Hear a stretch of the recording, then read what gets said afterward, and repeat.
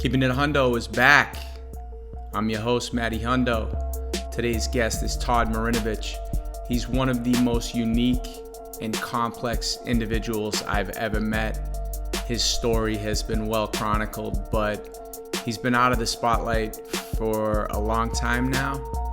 The first time I ever heard Todd Marinovich's name was in a Sports Illustrated article when Todd was probably 17 years old. He was in high school in Southern California, and there was an article in Sports Illustrated that called him Robo QB.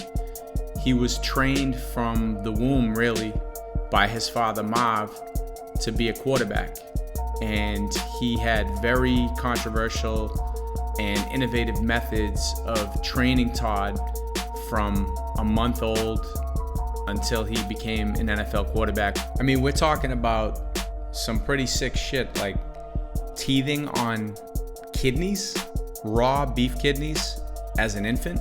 I mean, that's next level. The things that really stood out to me and influenced me was Todd wasn't eating fast food.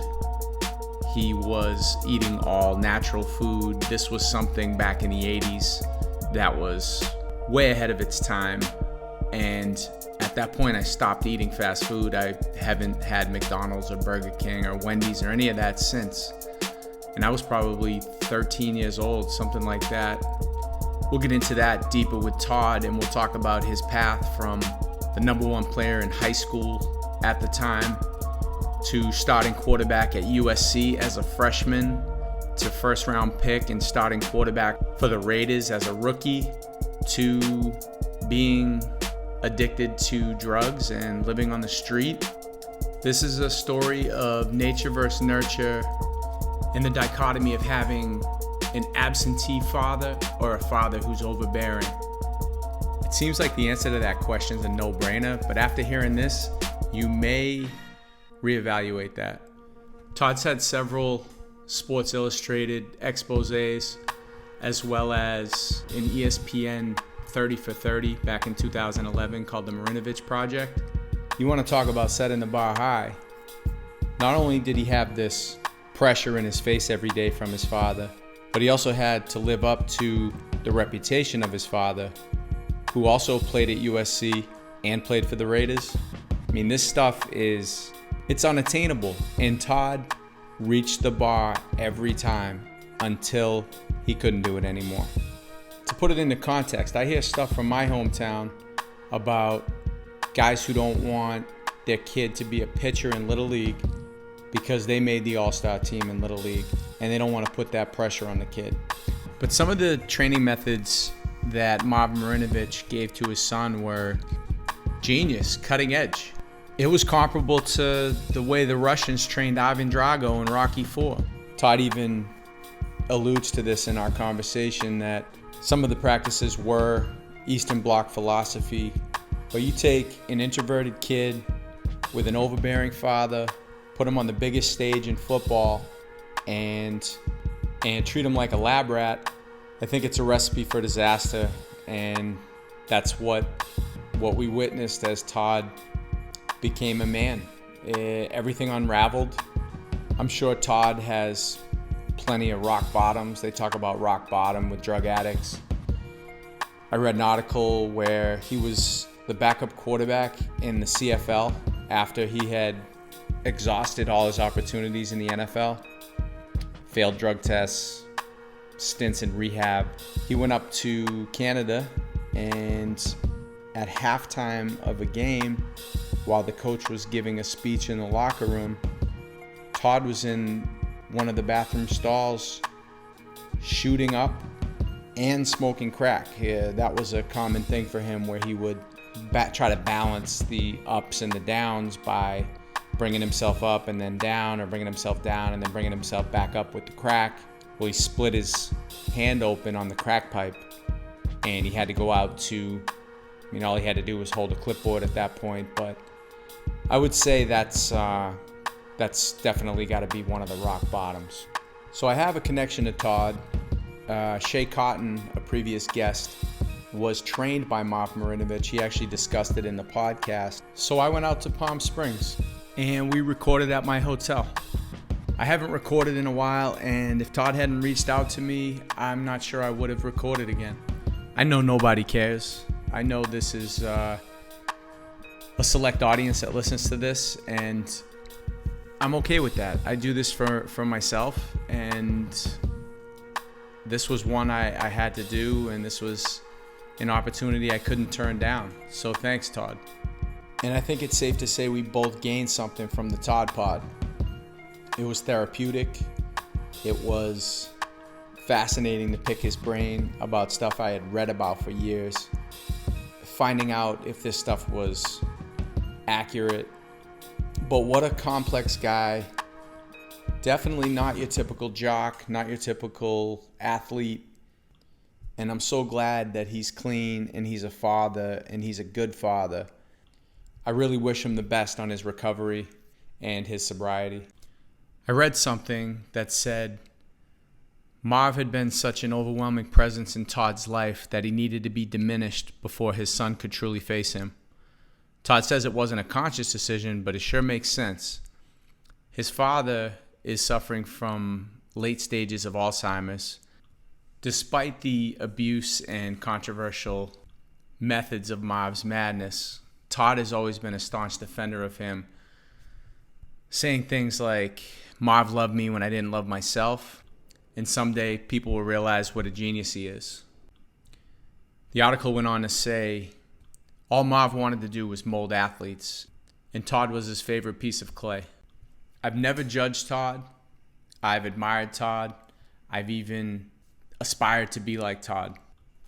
And I absolutely empathize with what he has had to deal with. Retired NFL quarterback, former anarchist and skateboarder, current musician, father, and employed artist. This is my conversation with Todd Marinovich. Take it from there. So tell me what a typical day is like for you now. Good question. I got up this morning. I'm starting to sleep a little more. I'm an early guy. Me too. I love the early morning. It's anywhere from 3:30 to 5:30, and I have a routine. And what I found is that when I stick to my routine, it's beneficial to me. And so I get up, I read, I work out, I pray, and then I meditate. I start my day, and then I feel like I've accomplished. Like anything after that is just icing on the cake when I start my day like that. And so after that, and then I go to my, I live about 15 minutes from where I paint, where I work in a studio warehouse, and there's a golf course on the way, because you can't drive very far living in this desert without passing a country club. So I hit the range, and I've fallen in love with golf. I just switched to left-handed. So you started golfing righty. And you know what? I can't figure out why. Because all the clubs are right-handed. Probably. And because I think back, I was a baseball, at Little League. I played all three sports, basketball, football, baseball, growing up. Same here. And I batted right-handed, and I don't know. My dad had no knowledge when it came to baseball. Because if he would have had some, you would have been hitting left. I would have been hitting left. Yeah. I mean, it's an advantage. And so I just made the switch in January, and it's one of those things I wish I would have done it sooner, but it feels more natural. It does. Yeah. And it took, a week or two, but I started to, the first thing I did that kind of started the whole switch was I started to putt left-handed, and that was just a no-brainer. I was like, oh my God, I'm accurate. I can hit it where I want.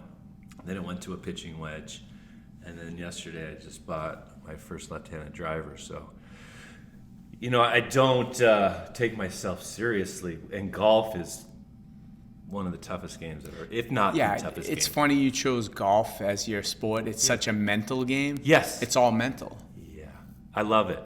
Absolutely. I thought that you were still maybe into the surfing. Well, I live in the desert. Well, but that's new though, right? The desert's new. Yeah, the desert's new.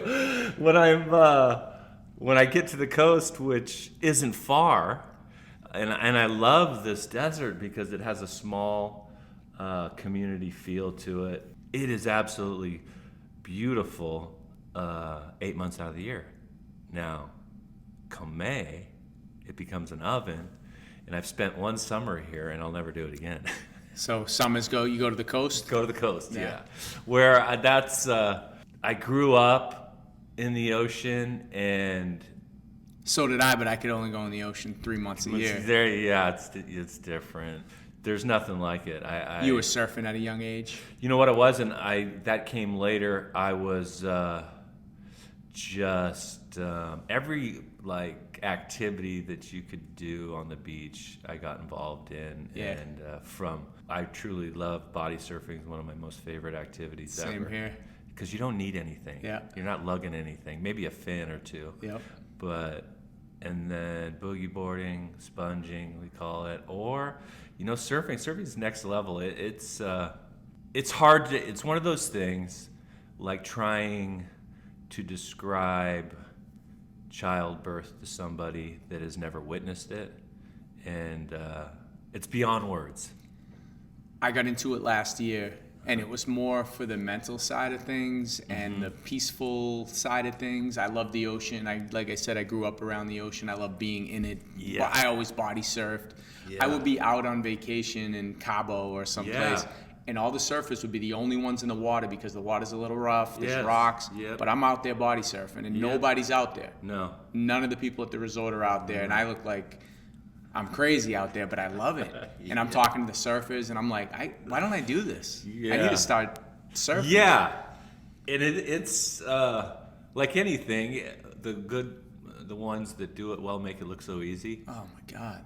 And then you try it, and the actual balance and standing up isn't the difficult part. There's so many aspects to it, from just knowing the ocean, in which it just takes time, and so people want to jump in and start surfing, and it's not as easy as I don't understand when they talk about the brakes. This one's a left brake with the wind's coming off here. Yeah, they're like scientists forecasting storms and tides and winds and swells, and that surfing in good conditions. I can't say that snowboarding is any less fun, because I have never tried it. Oh my God, I'll tell you what. So in the perfect world, this is like my goal to achieve long term, is to because it's all about conditions. When you're surfing or you're snowboarding, it's a game changer if the conditions are in your favor. It just ups the ante, and so much more fun can be had. And so, taking a few trips a year. This is my plan. I'll tell you a secret. I can live in this desert and enjoy myself and create. And I have the best job in the world. I get to paint and create for a living. And you're good at it. I've seen your stuff. Thank you. It's very good. It took. It takes time, and that's what I put, because I learned a lot from athletics, and there's just no shortcuts. And people watch games and on Sunday or Saturday, and kids are like, yeah, I want to do that. And that's awesome that they have dreams to do that. They just don't know that every single guy out there on each team, how much time they spent doing that. There's just no, and so when I finally was seeking what do I want to do, and I decided, I just want to paint. I knew that I needed to spend a lot of time, so I made a commitment to paint every day, no matter what was going on, and I was consistent with that for 5 years, and now doing it for 10, you're going to improve. But the starting point is important, like what you're starting with. And I was gifted, God-given ability. I see differently, and I perceive things. Because it's all about perception. And so, long story short, really I'm doing what I want to do. And that is, Talk about if there's a key to life, it's having I don't even call it a job or a profession or a career. It's what I'm passionate about. Because I would be doing it, I'd be finding a way to squeeze it in if I wasn't getting paid. And now, and it was really a progression. I can remember my first paid job painting, and it was a counselor I had at one of the many treatment centers I've been to, and she went, "I will buy you a canvas and all the paint, and I'll give you $200." And I was like, "What?" Come on.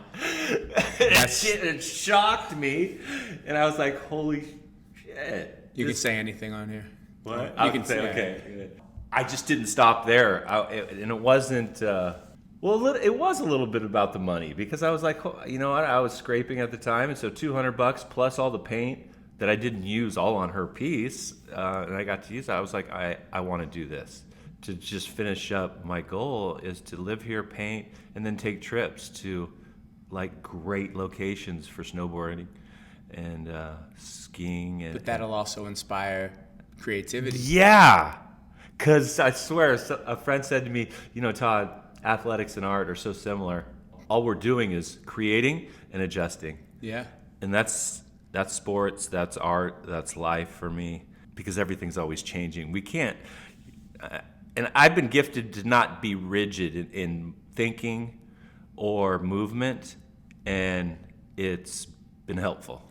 You're living the American dream. You're Mine. doing what you're Yes. doing. You're living your dream. You're doing what you're passionate about, Yes. and you're getting paid for it. Oh, come on, That's Matt. great. I know. That's great. And you know what? This is the set down. This is the sad part. My dad, an amazing artist. Really? Dude.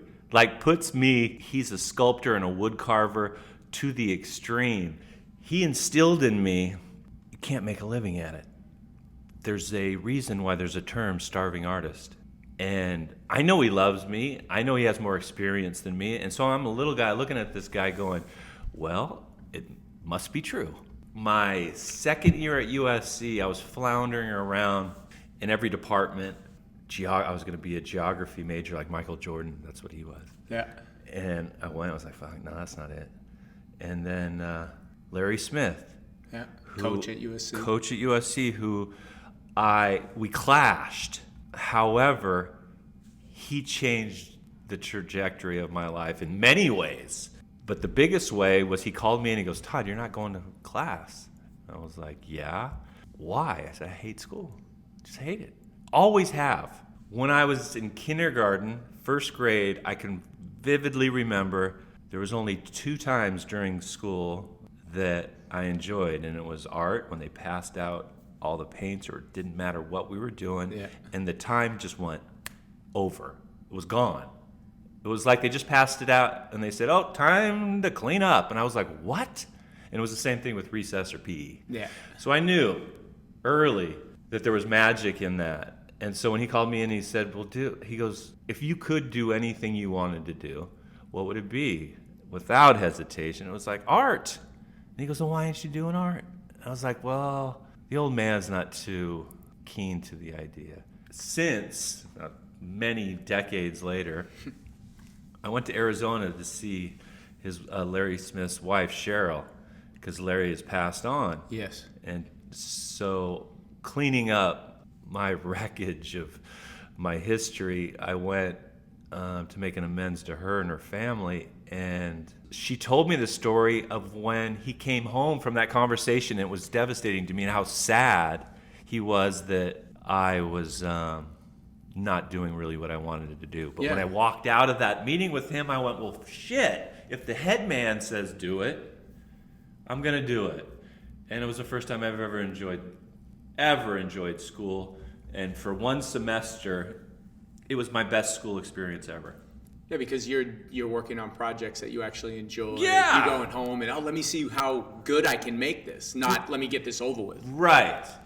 Because of my football schedule, I couldn't take the classes that were held in the mornings and early afternoons, so they actually gave me a key to the whole art department, which was dangerous. And I'd go in there at night, spend all night painting and sculpting and just playing. And then it was short-lived because then the following year is when I dropped out for the NFL.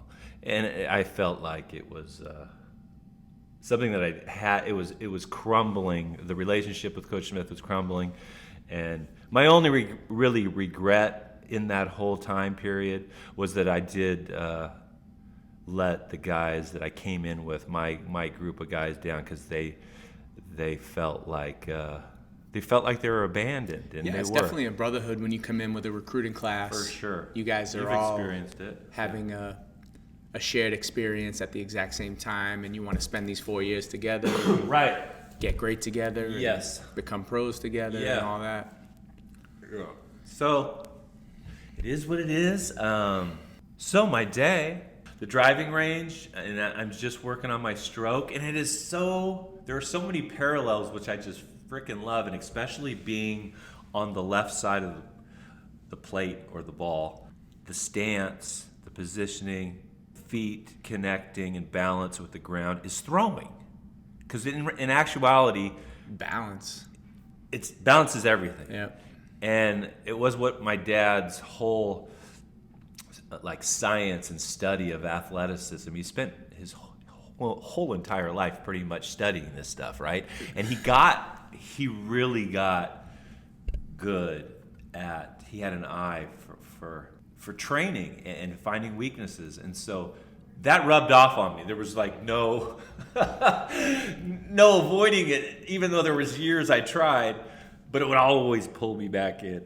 So being on the left side, like the parallels of throwing, where the harder I try to throw the ball, or the harder I try to hit the ball, the worse it is. It's counterintuitive. Yep. And I feel it so much more from the side that I'm used to spending so much time from. And so being able to be strong and have a real foundation with my feet and lower body, and then allow my upper body to be relaxed and like a whip is, and the parallel of a stroke, a shooting stroke in basketball, because I love to shoot the basketball. I'm a basketball junkie. I still play. I'm out here. I'm playing in LA tomorrow morning. Wow. I play a lot. Good stuff. I love it. If I could do anything for a living and get paid, it would be that. Yeah. It is a great, great, great game. The thing about it, with football, you need a buddy. Yep. Basketball, you don't need anybody, and you don't even need a basket. Yep. And I could talk for an hour or more about my basketball experience. Can you still shoot? I bet you can shoot. You know what? It's like throwing. I can still throw. I can still shoot. Yeah. It takes a little bit of a warm up because I'm 50, but that stuff is ingrained and it's muscle memory. And so when the ball's in my hands, it comes back. But I spent thousands of hours, and I had some great direction. And it all started. It started with boys club basketball, and then I got hooked up with Gary McKnight, who's a legend out here. He may be the winningest coach, for sure in California, but maybe the country. Is he at Mater Day? Yes. Yeah. And I was on his youth team from 6th grade, 7th grade, and 8th grade, and then he took the job at Mater Day. And the rest is history. And that's why I went to Mater Day, was because of him. Okay. And I just went back. I hadn't been back there, decades, and I took my kids just last week to the Nike Extravaganza. It's a little tournament that other schools from around the country. And this camp, it was a different campus. They've built this thing. They have a lot of money there. Oh, they have a lot of money. God, right? And he, if not the best coach I've ever had on any sport, he would sit me down for not shooting, and it's what I needed just for confidence. And he was so brilliant at knowing and helping us understand what a team is. And we traveled all over Southern California, Vegas, Arizona. We went 177-7 in 3 years. And this is middle school-ish? Yes, 6th, 7th, and 8th. Really important time. I wish we played that many games. That's a lot of games. It's a lot of games. We would even split our team up to play in 2 different tournaments. We were that good and win them both. Wow. But everybody knew their role. And if you stepped outside your role, you'd sit. It was he made it simple. And everybody just played well together, and we were skilled. It was fundamental basketball. If you didn't take a charge, you were sitting. Were you a big guy? No, I was a two-man. Okay. Yeah, I was a shooting guard.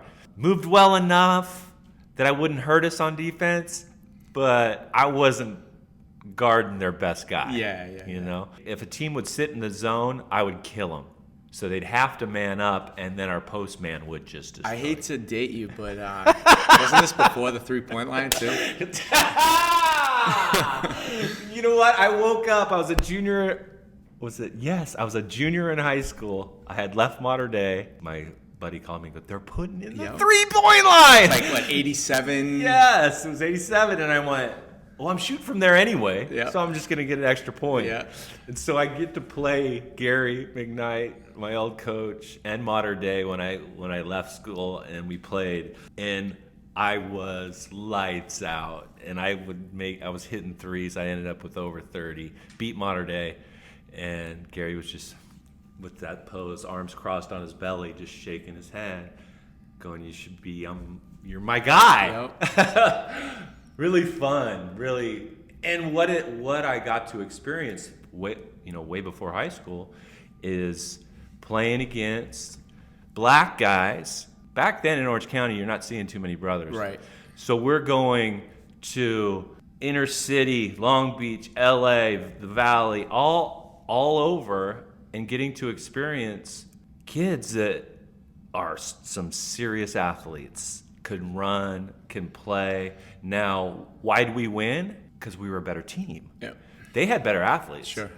And then I got to be on the line, 1-1, down by 1 with seconds on the clock, and I got to experience all that, and that was just priceless. There was always those suburban schools who struggled against the inner city schools. Yes. They just didn't have the right mentality or the toughness or whatever it was. But if you could play both games, those are the best teams. Right. I mean, I'm a junkie. Yeah, I'm an absolute junkie. Yeah. So you told me about your typical day. I want to know. Oh, let me finish. So I leave and I don't do it long. It's all about repetition. I try to do this every day, and so I'll stop at the driving range. I'll do some chipping. I just got the driver, so I'll hit some drives, and then off to the studio. When I walk into my studio, I picked up the sticks, and I'm teaching myself how to play the drums and the piano, the bass. I play guitar. Hold on, you taught yourself this recently or a long time ago? This is all new. And I've done research because my dad has late stages of Alzheimer's. Yep. Dementia. I read about that, yeah. And the only thing that they've found that will actually arrest it is learning a new language or an instrument. Oh. And I'm an all or nothing guy. And so I said, well, I love music. What have you been listening to? What type of stuff are you playing? On the way over, I was listening to Frank Black, and Frank Black was the founder of the Pixies. This is 90s stuff, because I'm old. Yeah, very old. Now you're like, what are you, 50, 51? I'm 50. 50. Yeah. You got 8 years on me. Music, it's art in a form that it's one of those things, you can't talk about it, you feel it. And it's like my art when I paint. I can't, and I can try to talk about it, but I can't talk about it. So I've just immersed myself in my studio that I can feel in my head stimulation when. Have you ever tried to play the drums? No. Holy shit! Talk about. I can't chew gum when I'm playing because there's a lot going on. You got feet and you got hands, and I'm counting.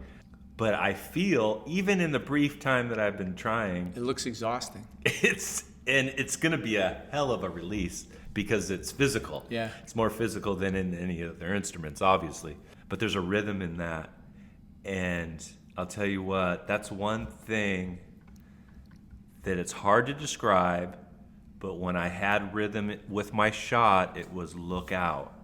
And if I didn't, it was like, look out because I might not hit anything.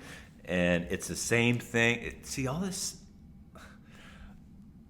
this like technical The analytics of activity, of sport-specific stuff, it's all the same. Now, body angles can be a little bit different and stuff, but for the most part, there's this feeling that athletes have. They might not even know it. They might do it instinctually. Yeah, I think it's more instinctual. Yes, than because if anything. you think about it, then you're out of rhythm. But your dad was so innovative and broke it down to this science. Yes. And had you thinking about it Yeah. consciously at a young Right. age, where most people were not. Right. Yeah. Well beyond his years. Like ridiculous the stuff he was doing Yeah. back then. Some of it controversial, and some of it just Yeah. And the thing genius. It's safe to say he was genius in his field, and the thing is, he treated it. He was an artist who that's what he wanted to pursue, was the science of athleticism, and can I improve it? You know, you just brought this full circle for me. I looked at your father and yourself as two different people, like this. Oh, we are Old, right. yeah. This old stickler who was my way or the highway. You were this creative, right-brained, abstract person where he was more concrete. But then I look at it now, the way you just spun it a little bit, and he was creative in his field. That's exactly, he was a creative just like yourself. I never really looked at it like that. Because that's the way he would come up with exercises. He would imagine them. He would dream. He would think about this stuff and study Eastern German training techniques and Russian and stuff. Rocky IV type shit. For a base. And then he took it, just like any artist would do, where I'm studying masters over the last 2,000 years, and then I take it from there, and this is my spin on it, and that's what he did. He was an artist, and he molded men, and I've seen over the years like revolutionary improvement on guys that would come in that would have never played, that got college scholarships, more women than men. He had a niche with girls coming in high school age, soccer, volleyball. Why, they didn't have the egos? Yes, he loved working with girls because egos, they worked hard, and from the gate, he's like, they're better to train. I always felt like girls are better shooters than men. Yeah. Girls that play basketball compared to guys that play, because we rely more on athleticism and strength, where they rely on their skill.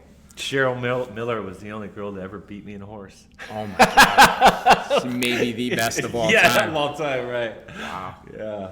There's been some, Who else did your dad train? We know he trained Shea Cotton, a former guest of Keepin' It a Hundo, Troy Polamalu.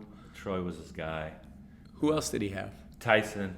Chandler. Yeah, for years. That's the thing, he affected in a positive way tens and thousands over the years. And if they didn't make a living at it, they got to pay for their education. Sure. And I know there are thousands of parents that are so grateful because their kids got to get an education, and the ones that didn't get their education paid for, they got the benefit of putting in hard work, improving, and having self-confidence, which is life-changing in itself. Absolutely.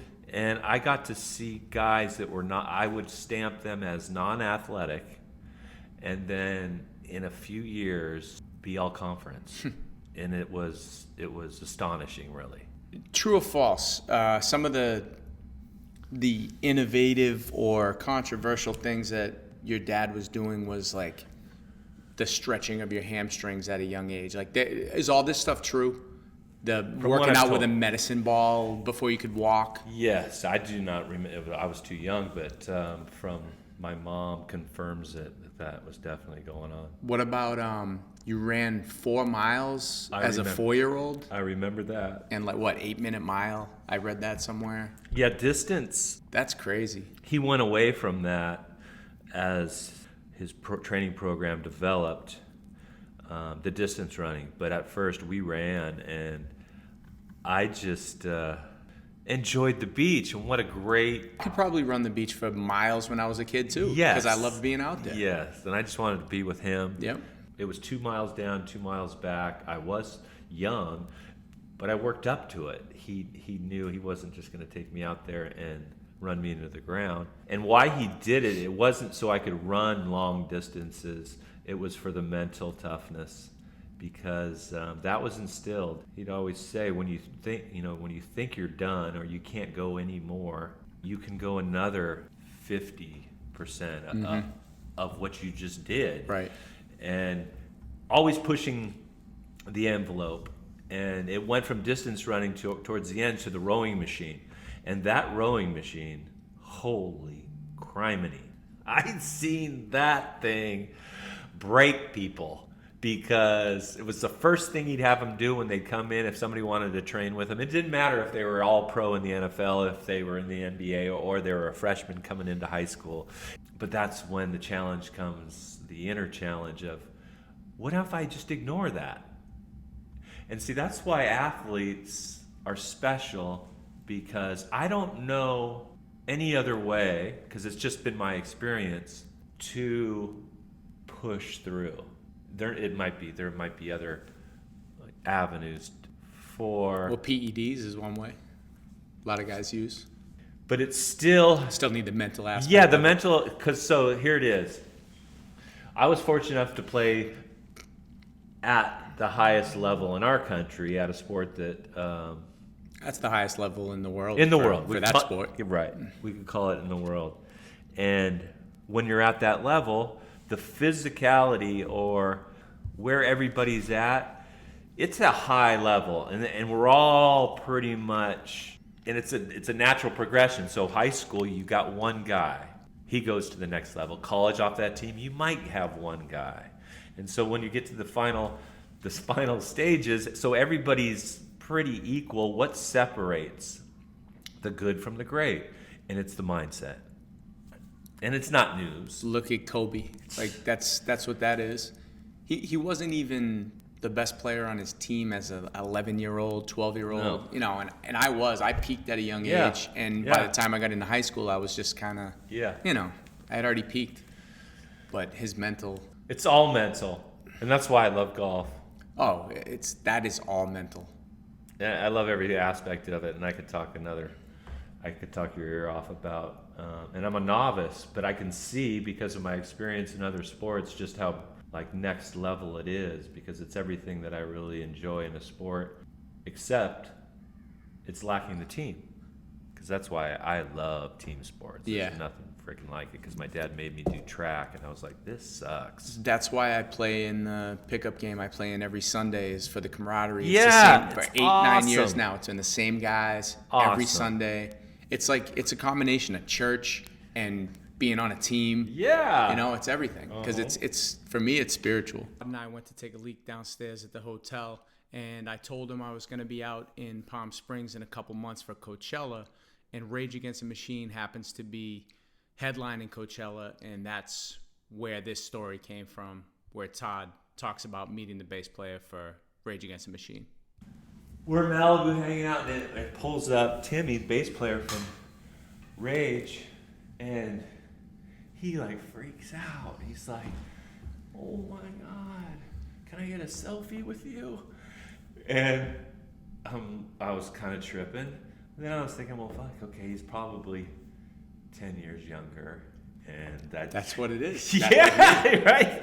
And I was like, this is cool, because I was like, dude, I've never seen you guys play, and you're probably the only band that I have regret not seeing. Really? Yeah, especially live, because I'm a live fanatic. I just flew to Portland, Lone Wolf, to see a show. Who'd you see? Head in the Heart. They're new. Yeah, I don't know them. From Seattle. Have you heard of them? No.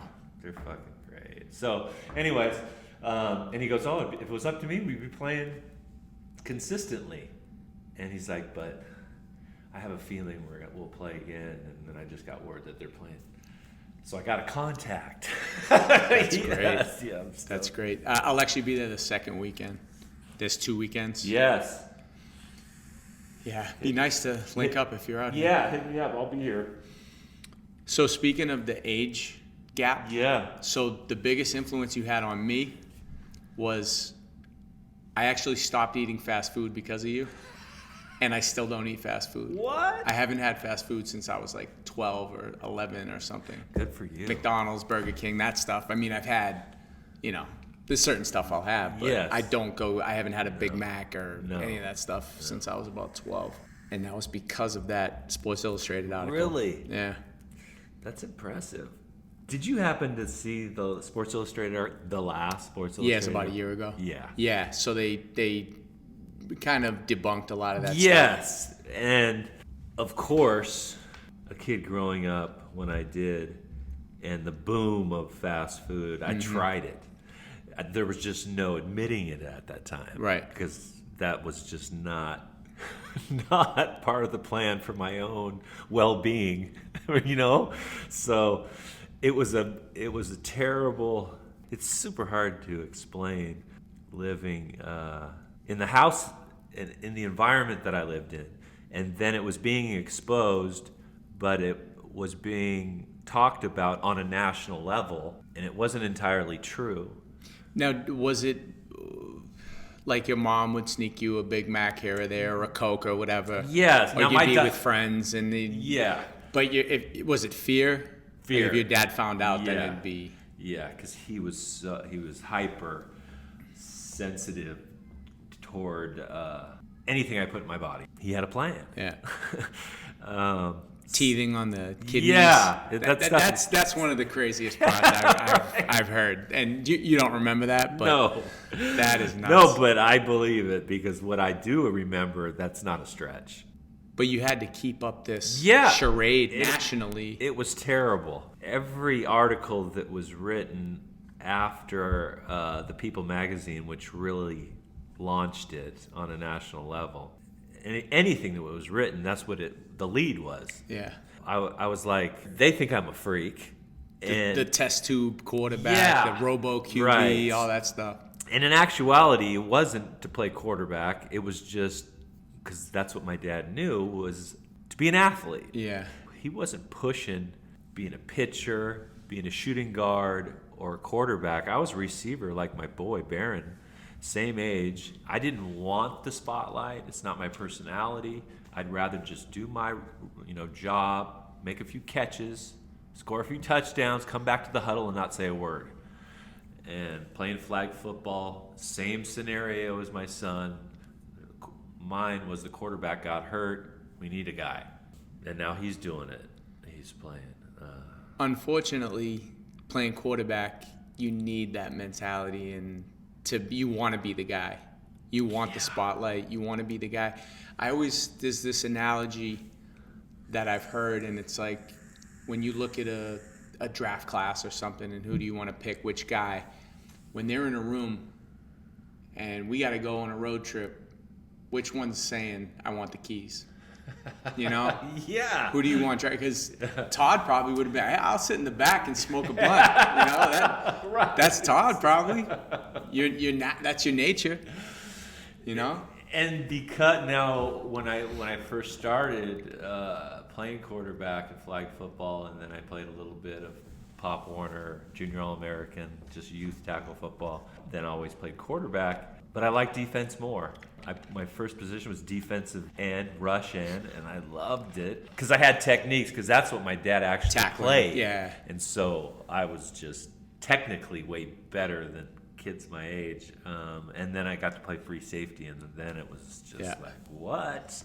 This is the best thing ever. I remember I played quarterback growing up started at 8 years old, Pop Warner, and played quarterback all the way through. But I always wanted, back then you don't throw much. Right. So I wanted to do other things. Yeah. I'd say, can I play running back? You can't play receiver because there's no quarterback who can get you the ball. Right. Like you said, Barron has no quarterback to throw him the ball now. Yeah. But my favorite player was always Lawrence Taylor growing up, and I wanted to hit people like him. I wanted to hit the quarterback, but I was always a quarterback. And I grew up on LT. Then when the Giants, and this was documented in the 30 for 30 Yeah, that was so long ago, I forget a lot of it.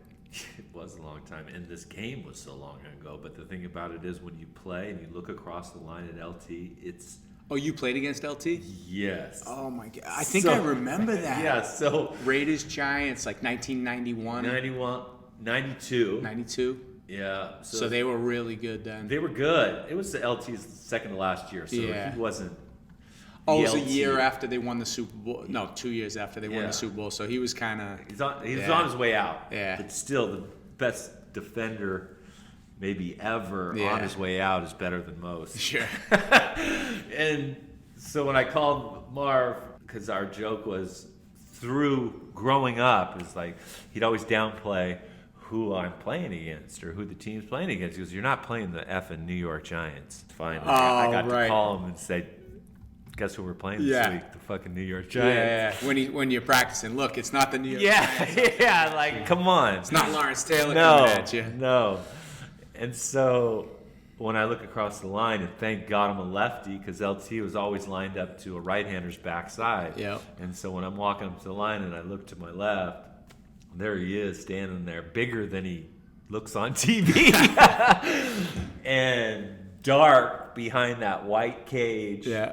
And he's whispering to me every time he gets close. Yeah. And after I'll make a throw at him, then he'll walk back to his side of the line of scrimmage and say, "I'm getting closer. I'm gonna get you."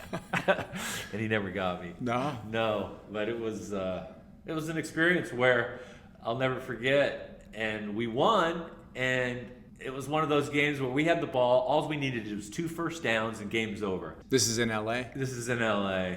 I think I remember. It was like a warm day. Yeah, and my roommate, Andrew Glover, who we call Poncho, was my tight end, and he was a 2-sport guy at Grambling, center, 6'7", tight end. It was an unfair advantage. I remember him. Because I always said, you take a power forward, and he'd be an all-pro tight end.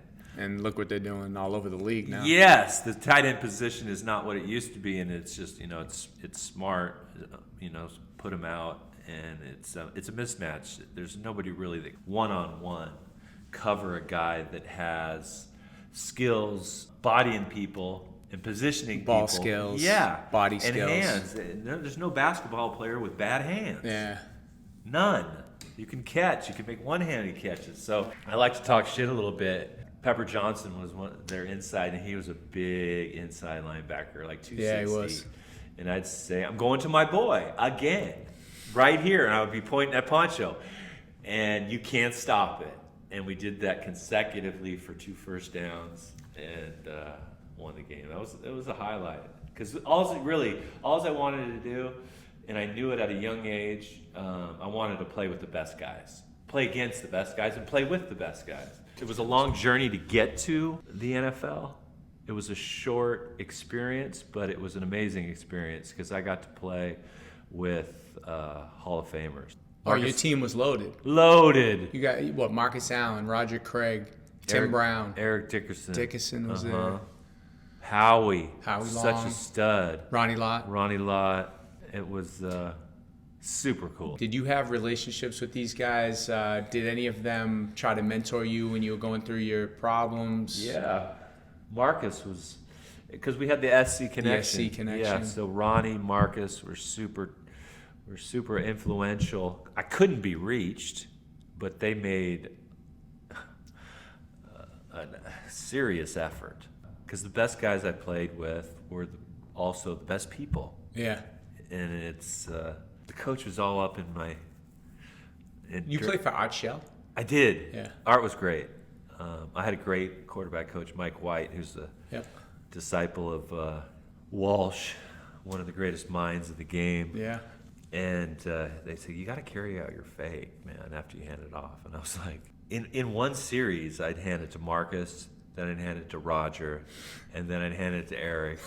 And I'm like, I got the best seat in the house. Oh my God. Without a doubt. We love to compare as humans, like who's the greatest. Why do we need to say that?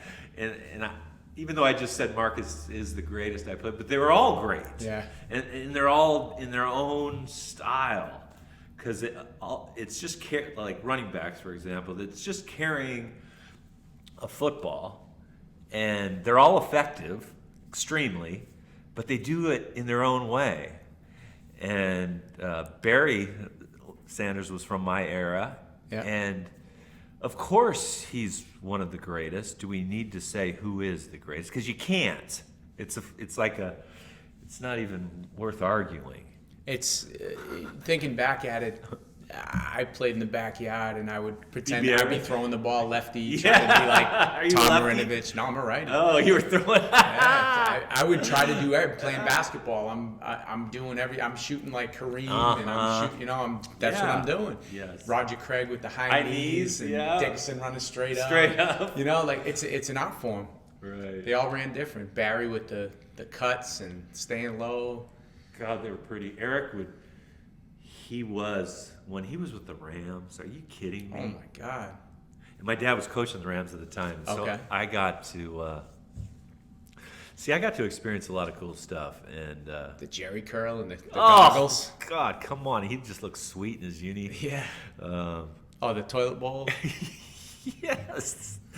So sweet. And his style was even sweeter than how he wore his uni, but I was throwing in practice, like off-season stuff, when guys are just wearing their grays, t-shirts and shorts, throwing to Rams, and I was like 12, and I always had a feeling that it didn't seem like such a stretch or a dream to do that, because I was doing it at 12, and I knew I needed time, but I knew it was going to happen eventually. And I just because when you're growing up and you're around family and your old man, we get caught up. I didn't really fucking know, is this what I want to do?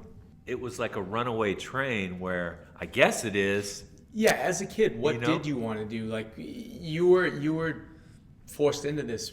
I was born into it. Yeah, I mean, I know you loved football. I did. But do you think you still would have played football? I mean, you would have played football. I would have played. Would football have been your life? Probably not, because when you live where I lived, there's just so many more.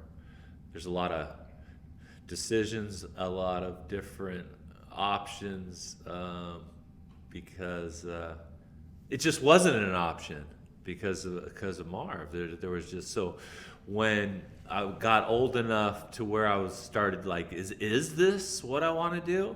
It was too late. I felt like it was too late. I was already on my way to USC, and that was liberating for any 18-year-old when you get to leave the house, no matter what your folks are like. It's exciting. Oh, believe me, when I got away, I got thrown out of my first school, so... I get it. That time away, and the transitions you're going through at that age mentally, and I was dealing with all types of stuff. Yeah, I couldn't handle it. I was still too immature. And you've called him Marv a few times. Do you refer to him as Marv these days? You used to call him Buzzy. Buzzy, I still you guys call him would Buzzy. Call each other Buzzy. Buzzy, yeah. What's Buzzy come from? God, Buzzy is a nickname. Buzzy, or my dad, always had nicknames for everybody, which is classic. And I was never Todd. So your real name was Marv at birth? At birth. My mom came to her senses when she got me home and said, oh my God, Marvin Todd Marinovich, no, we'll just flip it. So I'm Todd Marvin. Let me tell you a funny story about the name Marv. Yes. All right. How many white guys do you know named Marv? Marv Albert. So there you go. So one? Yeah, exactly. Speaking of Lawrence Taylor, I don't know if you remember that story. No. He was arrested for he was seen with like a trans Who female. else he was? No, Marv. Oh yes, I do remember. And they this said story. that he or she looked like Lawrence Taylor, and Marv had allegedly bit her on the back or something. Right. I remember. Okay, that. so I have a good friend. Actually, he's one of the guys I used to pretend to be all these guys in the backyard with. Grew up with him. We call him Marv. That's his nickname. His name's Jason. His name to this day is Marv because we're just like, oh, he's a weirdo like Marv Albert. So we just call him Marv. but he's not. He's a great guy. Right. But the point is that that's what the name Marv means to us. That's it's like funny. if you're a white dude named Marv, Come on. you're a clown. So I started calling my dad Marv young, because everybody that came to the house, because guys were coming, players were coming as early as I can remember, because he'd been coaching ever since when I started recognizing the world around me.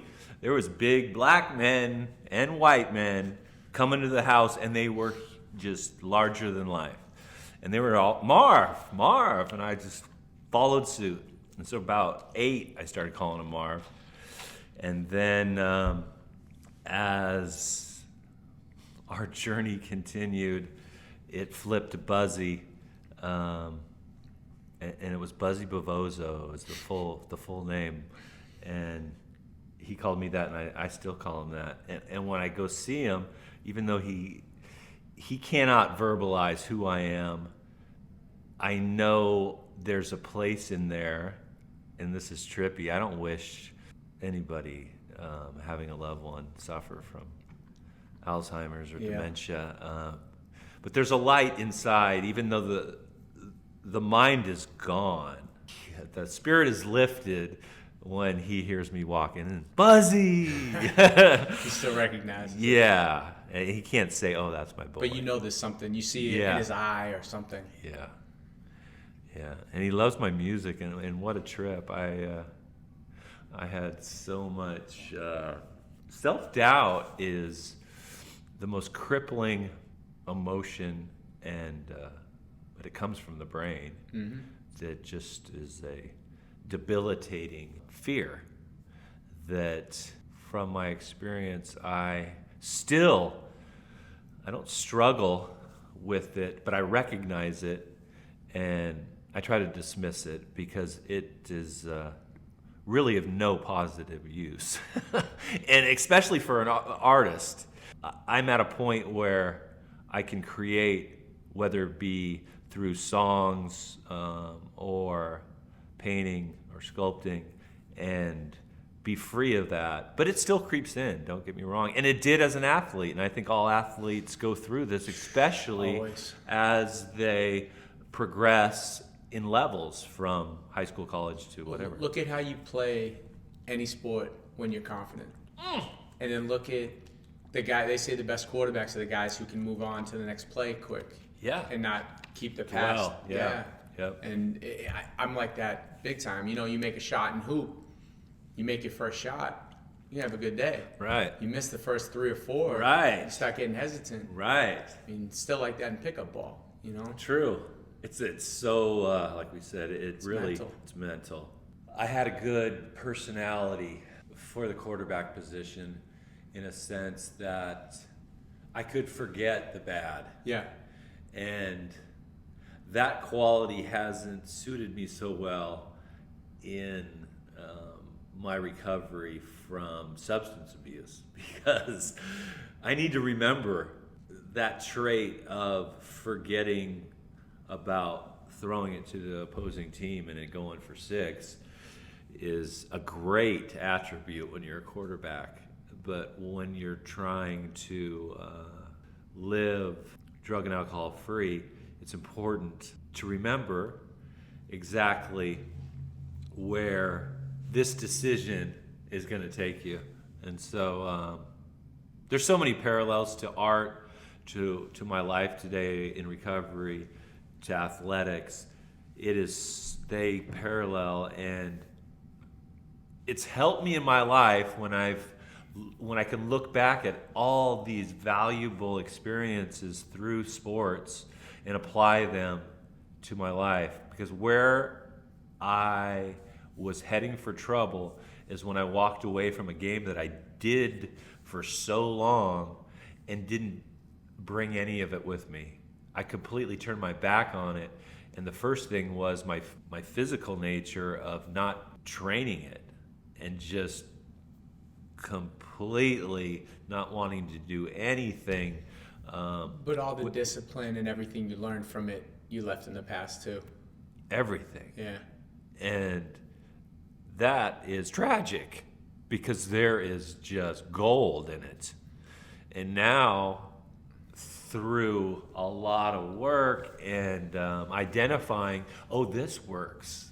And oh my God, this is just a gem. Yeah, people are worried about all the CTE stuff and starting their kids at a young age and all that.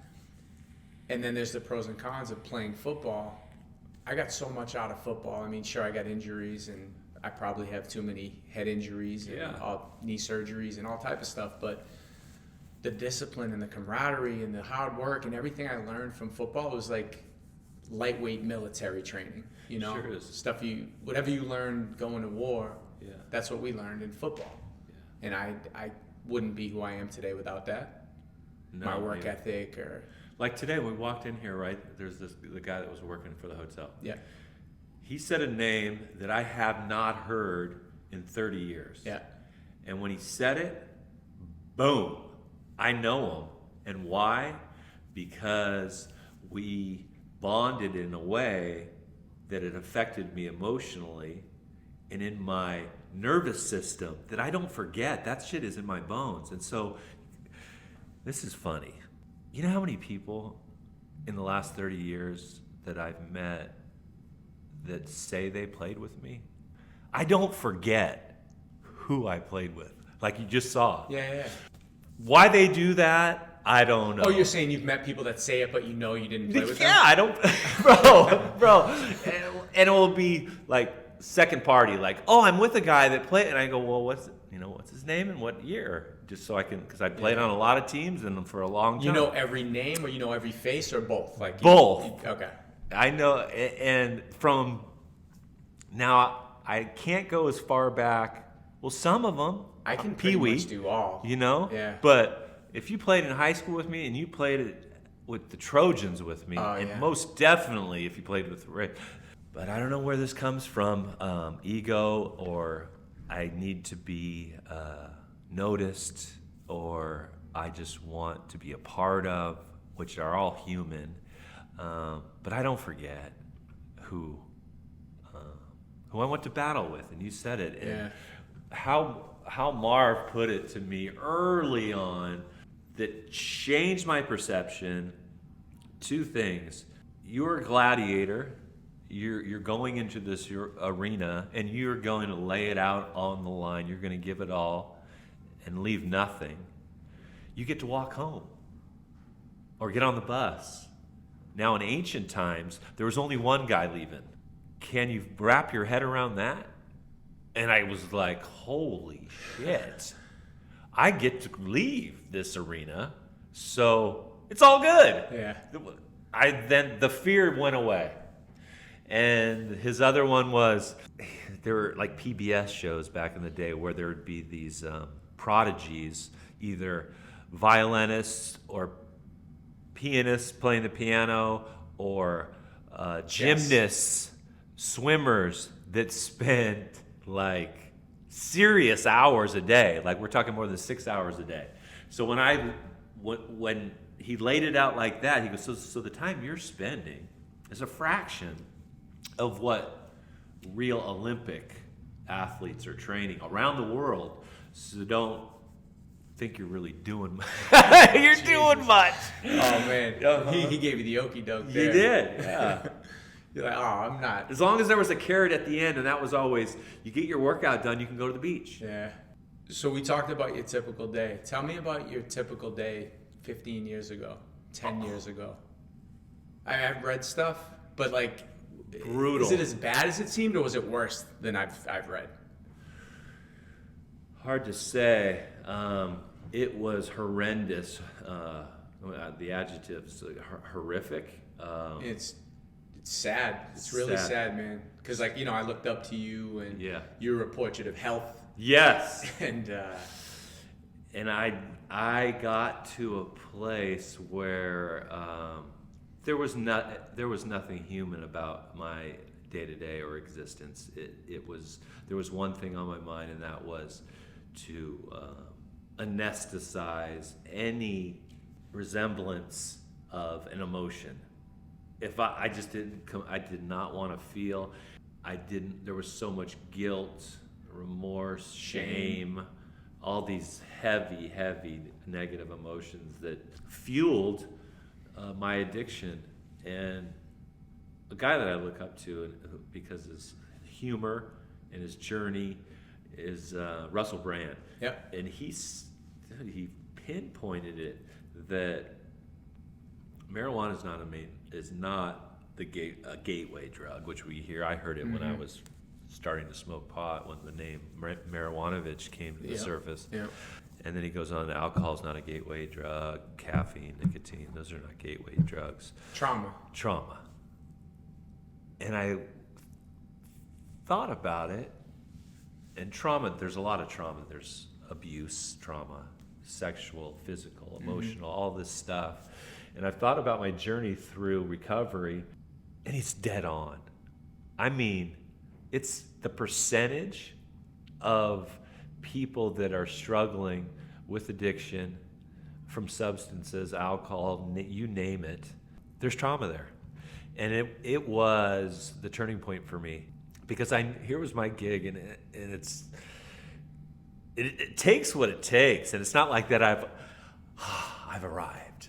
It's more that, wow, I survived. Yeah, I made it out. Yes, and what it was every time I got a taste of recovery, I so enjoyed it.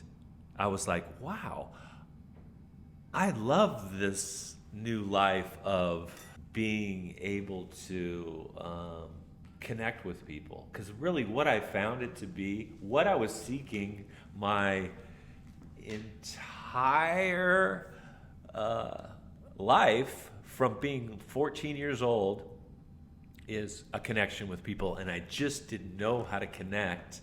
And the easiest way, what was going on at that time, after my first high school football game, playing at with the varsity in a huge junior college crowd of like 15,000 people. I'm pretty much an eighth grader. You're a freshman, you were like not even started high school. No, yet, a week before classes start. Yes, exactly. You have your first game, and you're a true freshman. Yes, first freshman in Orange County history to start as a quarterback or as a freshman. And that surpasses any feeling of being a freshman at SC, being a rookie with the Red. Nothing compares to that. You're a little kid. Yeah. You're a little kid. And after the game, I go to Marv. I was like, the guys are going out. Can I go? And he's like, yeah. He just wanted me to be a part of the boys. And what do? We drink beer. We chase girls.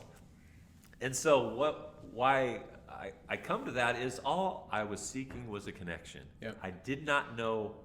I was so terrifyingly, like my sister called me, shy as a kid. So you had social anxieties. Yeah, I was diagnosed with social anxiety, and I think it's the furthest really thing from the truth. It was brought on by trauma. That trauma being the way you were raised? Yeah. The abuse involved with that. Do you think that you were so used to destructive behavior that you continue to inflict destruction on yourself?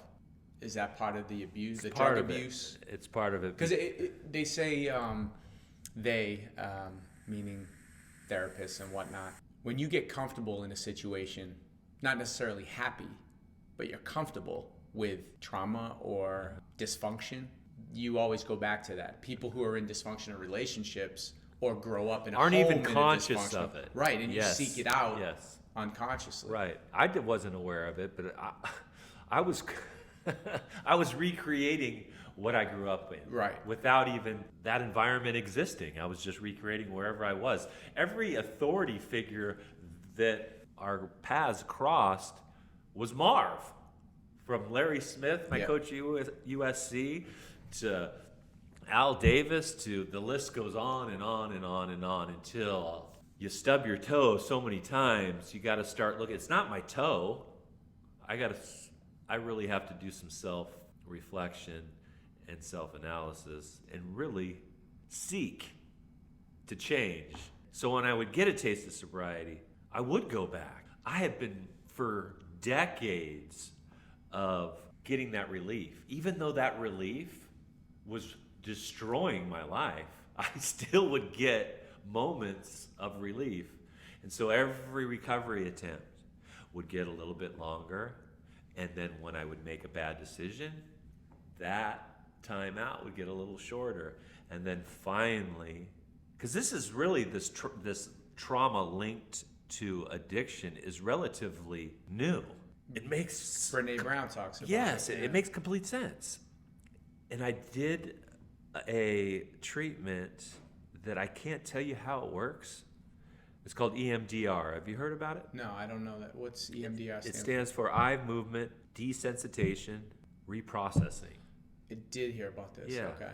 And so, briefly, to describe the experience, all I'm doing is sitting. The therapist is in front of me. I have my eyes closed. All I need to do is bring a memory of the most painful, traumatic experience. I got a few of them. Yep. So I just grab one and I'm holding on to it in my mind. And my palms are up.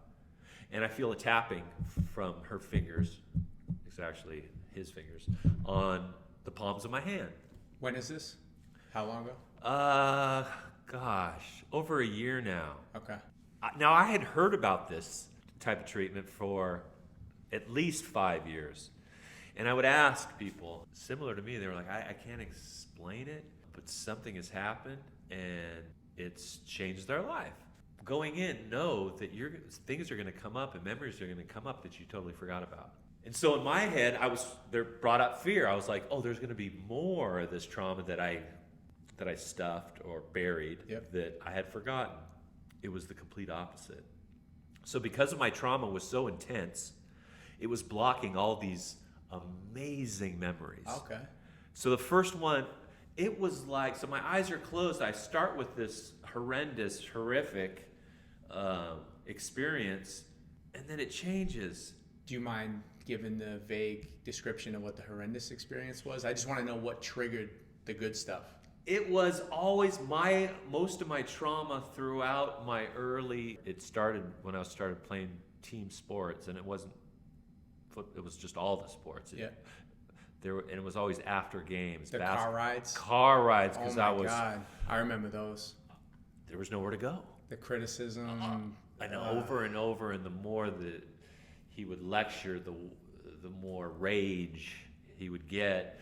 So it started with one of those. When he told me to get out of the car and run, I was fucking stoked and ran from Huntington Beach to Newport Beach, which is like 10 miles. And he's stopping, and I can see the old Volkswagen stopping at every other street to make sure I'm running. But then it flips, and it's like watching an old movie on the beach, and he had this big laugh. And he roars back, he's laughing on the beach, and then I have my arms around his neck, like he's wearing me like a cape, going through waves. And I only had 2 treatments. And I was like, I just want to keep having them because these memories. The second one I went in, I get out of the car from the same different scene, but they were all similar. And I run into my house or my bedroom at the time, and I see all these posters that I haven't thought about for decades. Your Sports Illustrated stuff was on my wall as a kid.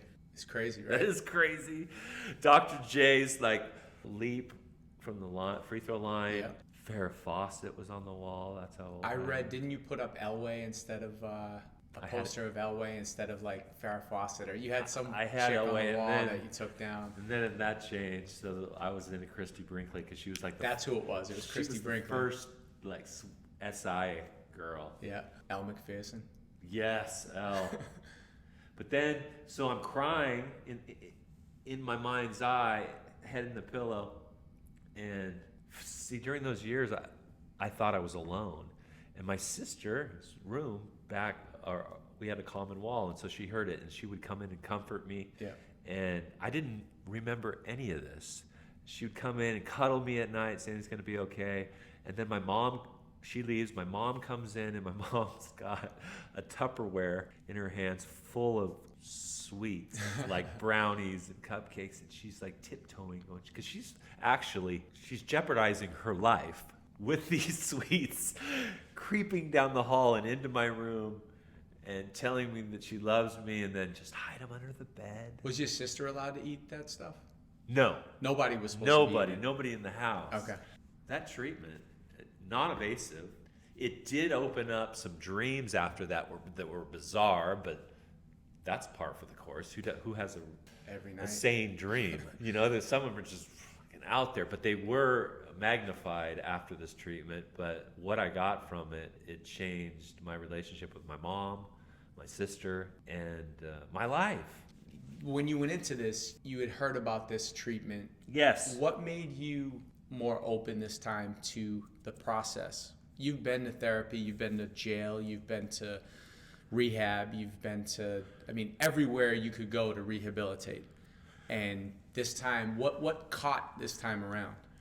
Well, after every attempt and after science and experts started seeing a link between trauma and addiction, I was willing to try anything, because it was so frustrating to be all in with this new way of life and still go back. It was crushing. It wasn't like, oh fuck, I hate my life, I'm gonna go fuck it up even more. It was, this is the way. I have found the way. I've been given the recipe, which is truly trying to live by spiritual principles, which are ideals, and I fall short on a daily basis. But if I'm not shooting for something like I did, I had goals. And these goals were set by Marv, but I still had goals. And without these goals, I would have never accomplished anything. And so in my life today, I have these ideals that have been around as long as man, and they come from great religions all over the world, and I'm not religious, but I find that when I challenge because it's challenging and I like a challenge, that's just in my nature, that if I challenge myself to try to the best of my ability, just for today, my life really is amazing. The thing is, it's not void of pain. That's part of it. You learn to live with that. Yes. And make it part of your story. Because you know what, the people say, I got to learn to deal with emotions. I don't know if it's so much dealing. I think it's just feeling them. Yes. I feel them, and like the enjoyable emotions, they don't last. For so long, I said earlier, that I was so afraid to feel, and I had been trying to cover it up for so long, I didn't even know what I was running from. Because now, today, it's the human experience, and I was missing the whole boat for so long that's why I'm just so grateful that I survived. Because a lot of people, bro, aren't. I'm sure you lost a lot of friends along that journey, doing the way you were living. Yes, it's a consequence. And when I heard that word, I would cringe. A consequence. And now, because of trying to live right, or live in line with principles, consequences come every day, and they're pretty enjoyable. It's changing my future, but I'm not planning in the future, other than, like I said, I want to snowboard and I want to surf beautiful places. And how do I get that? By just doing this right here, right now.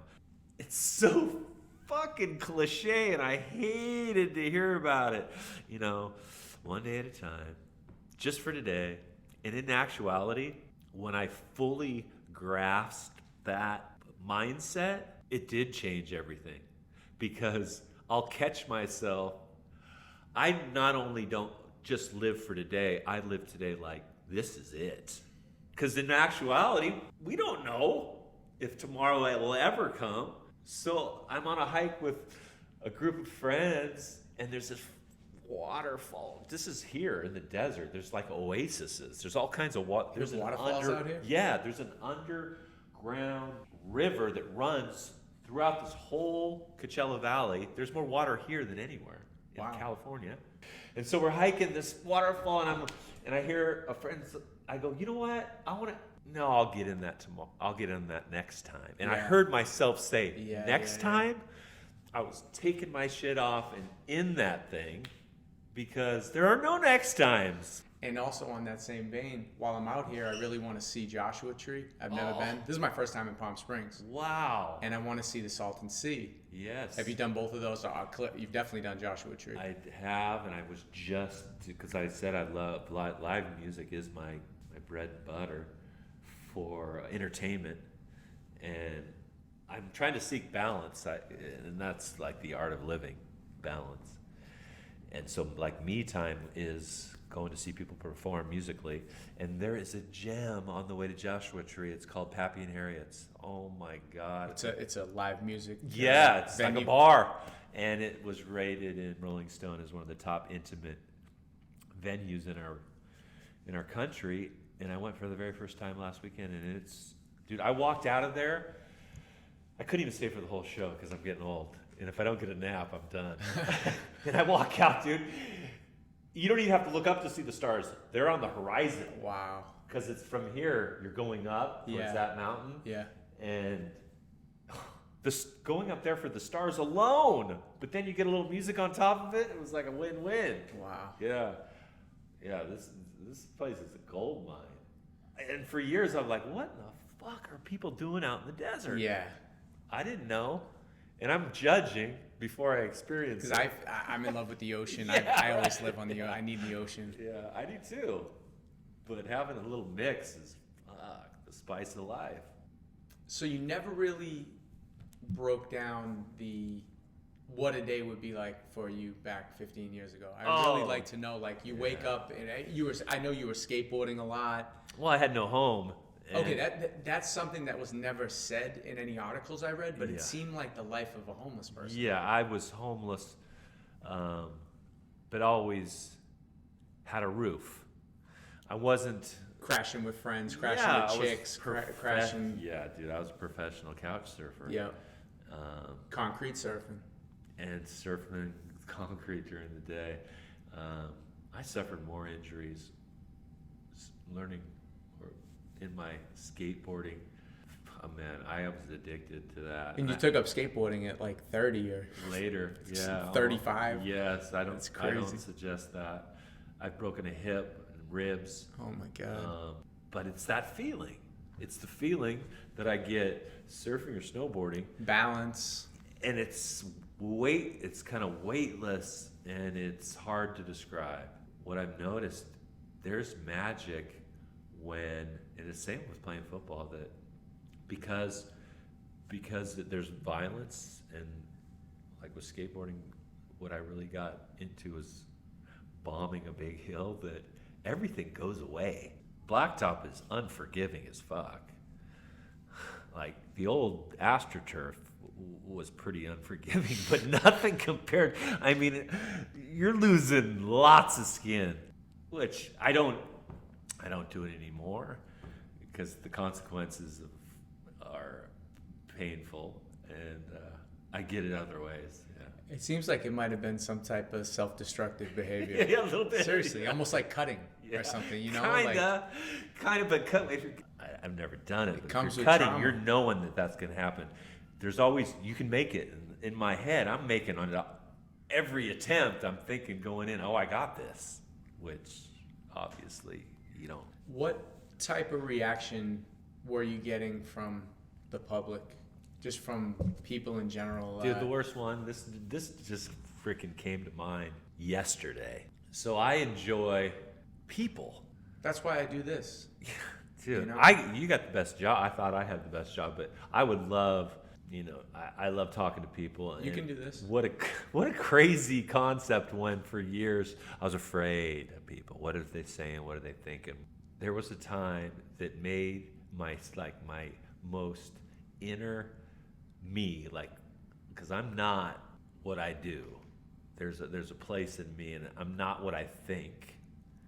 I am behind that because I can watch thoughts. So if I'm watching thoughts, I'm not those thoughts. And if I'm watching you, there's separation. I'm not you. So deep in that, I was wounded to the core when a mother and her kids, she sheltered and protected them when I was walking by. Because I couldn't see me, and I definitely wasn't looking at any fucking mirrors in the morning. Yeah. And I just went, holy shit. Yeah, that's rough. As devastating as it wasn't like, oh, now I'm going to do the right about face and walk the line. No, it took years. But it came to mind just fucking yesterday that now people are trusting me with their kids. And that's the way it should be when I'm my true who Todd really is. But even when you were a mess, you weren't violent. No. Right? You weren't that type of person. No. But there was so much anger and full next level of anger, wrath, that I was capable of because of all the pain that I was in.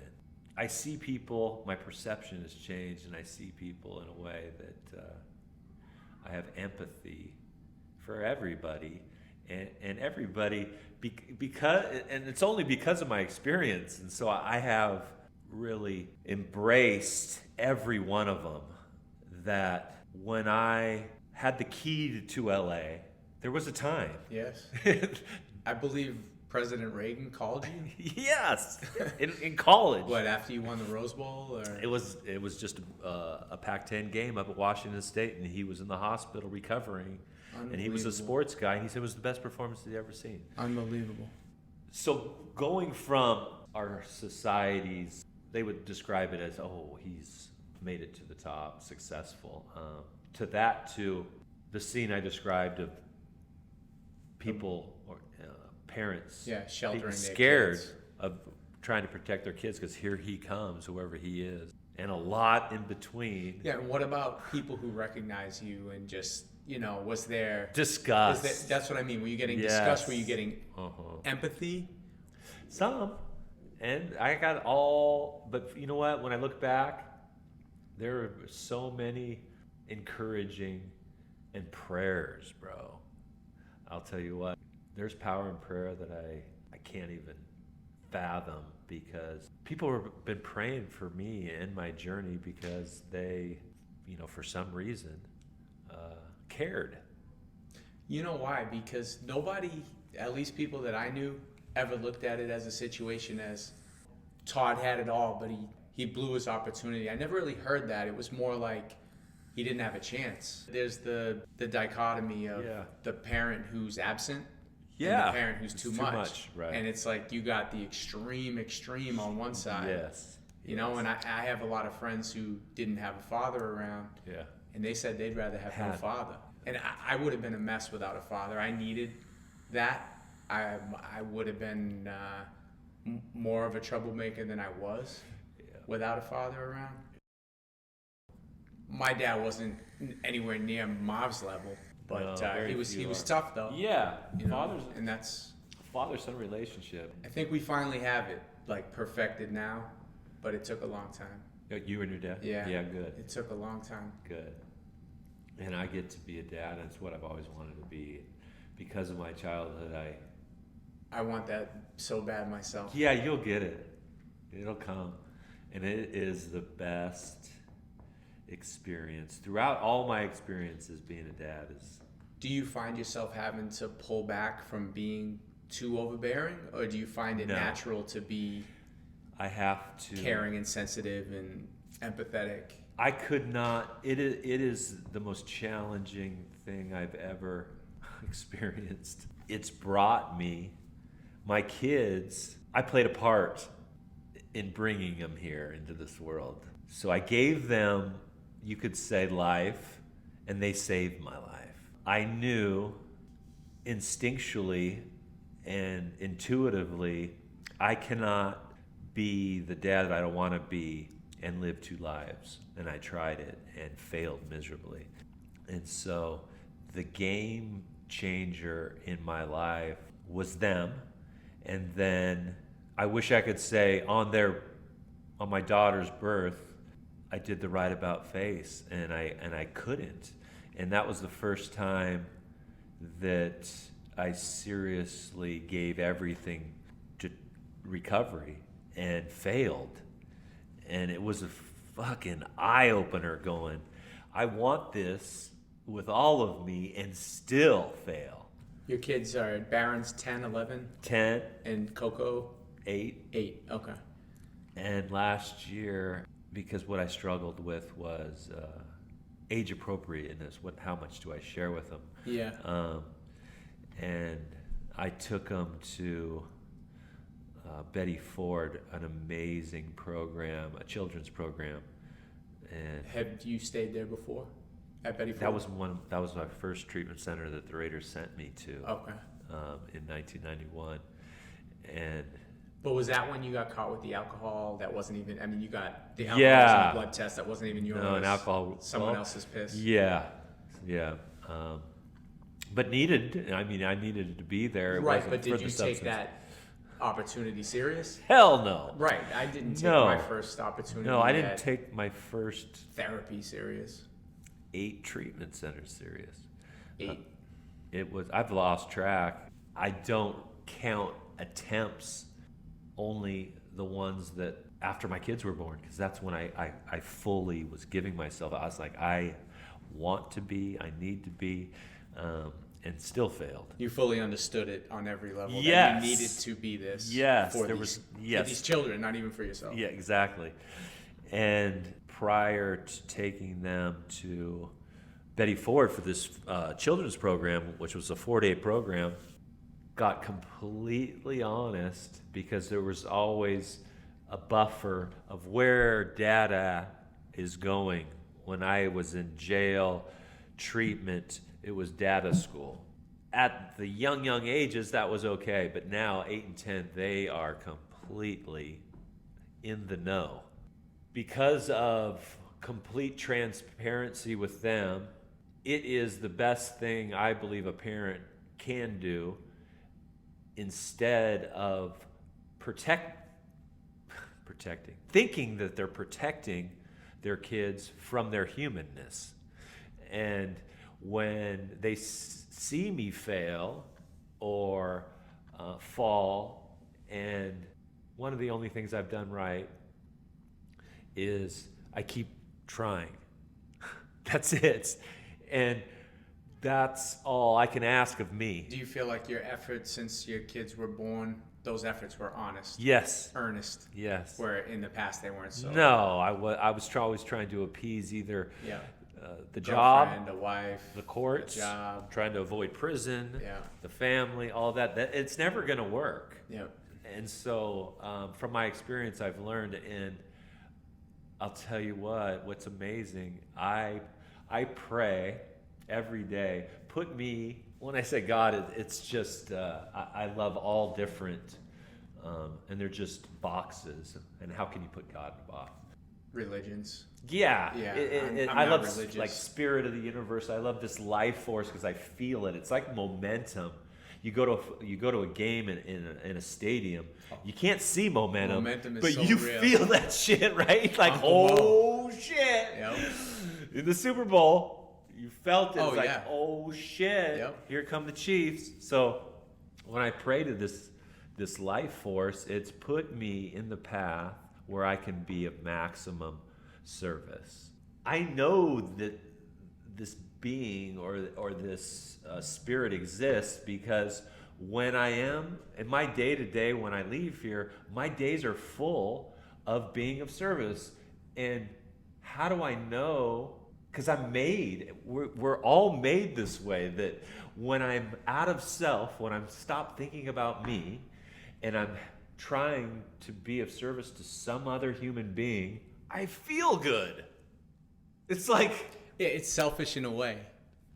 But it's not. It's the most unselfish, selfish thing. Yeah. So it's what I love more than anything are win-wins. So that's the biggest win-win, because at the pinnacle of what I thought I wanted to do, where I was, and I was quarterback for a team that I've always wanted to play for in a city where I played college football, I was miserable. Like, hated me. To what I feel now, you can't even put a freaking price tag on it. And because of what I went through, I can really, truly appreciate just sitting here, having an open, honest conversation. I could do this shit all day long.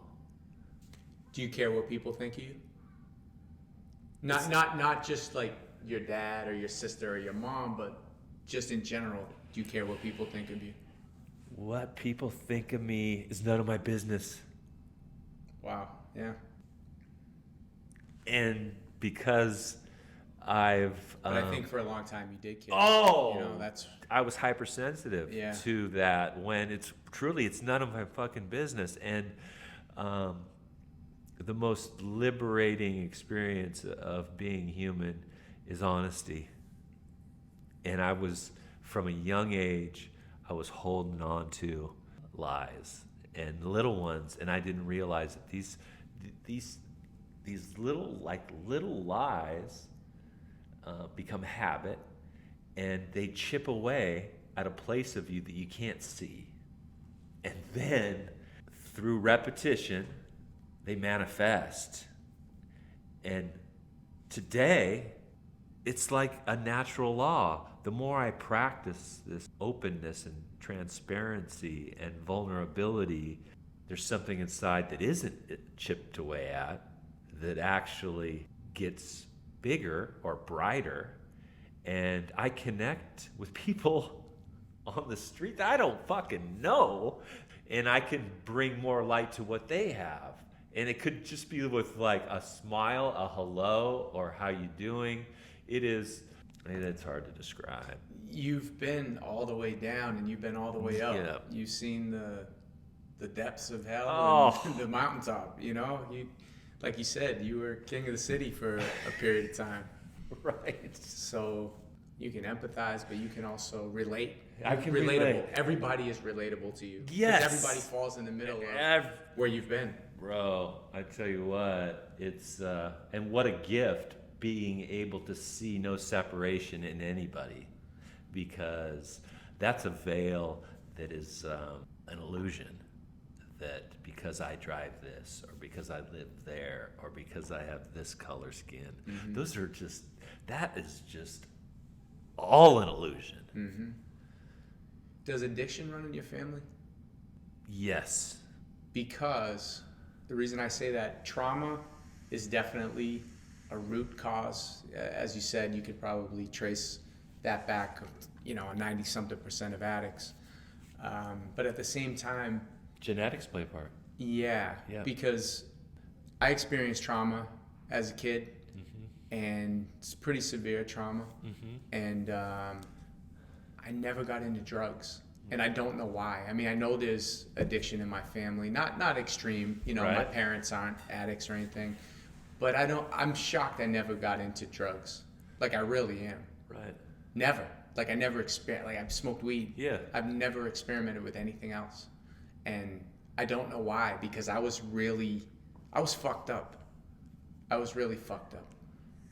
I drank a lot for a long time, but I just don't understand that. Like, I try to understand why people use, and I just wonder how you turn that way, or turn to that for your escape. Because I do understand the escape perspective. Works. Right. I mean, I did it with alcohol. Hell I did it yes. with women. I did it with... I'll tell you what. There's a reason why they're on the planet, because they fucking work, right? Yeah. They work until they stop working.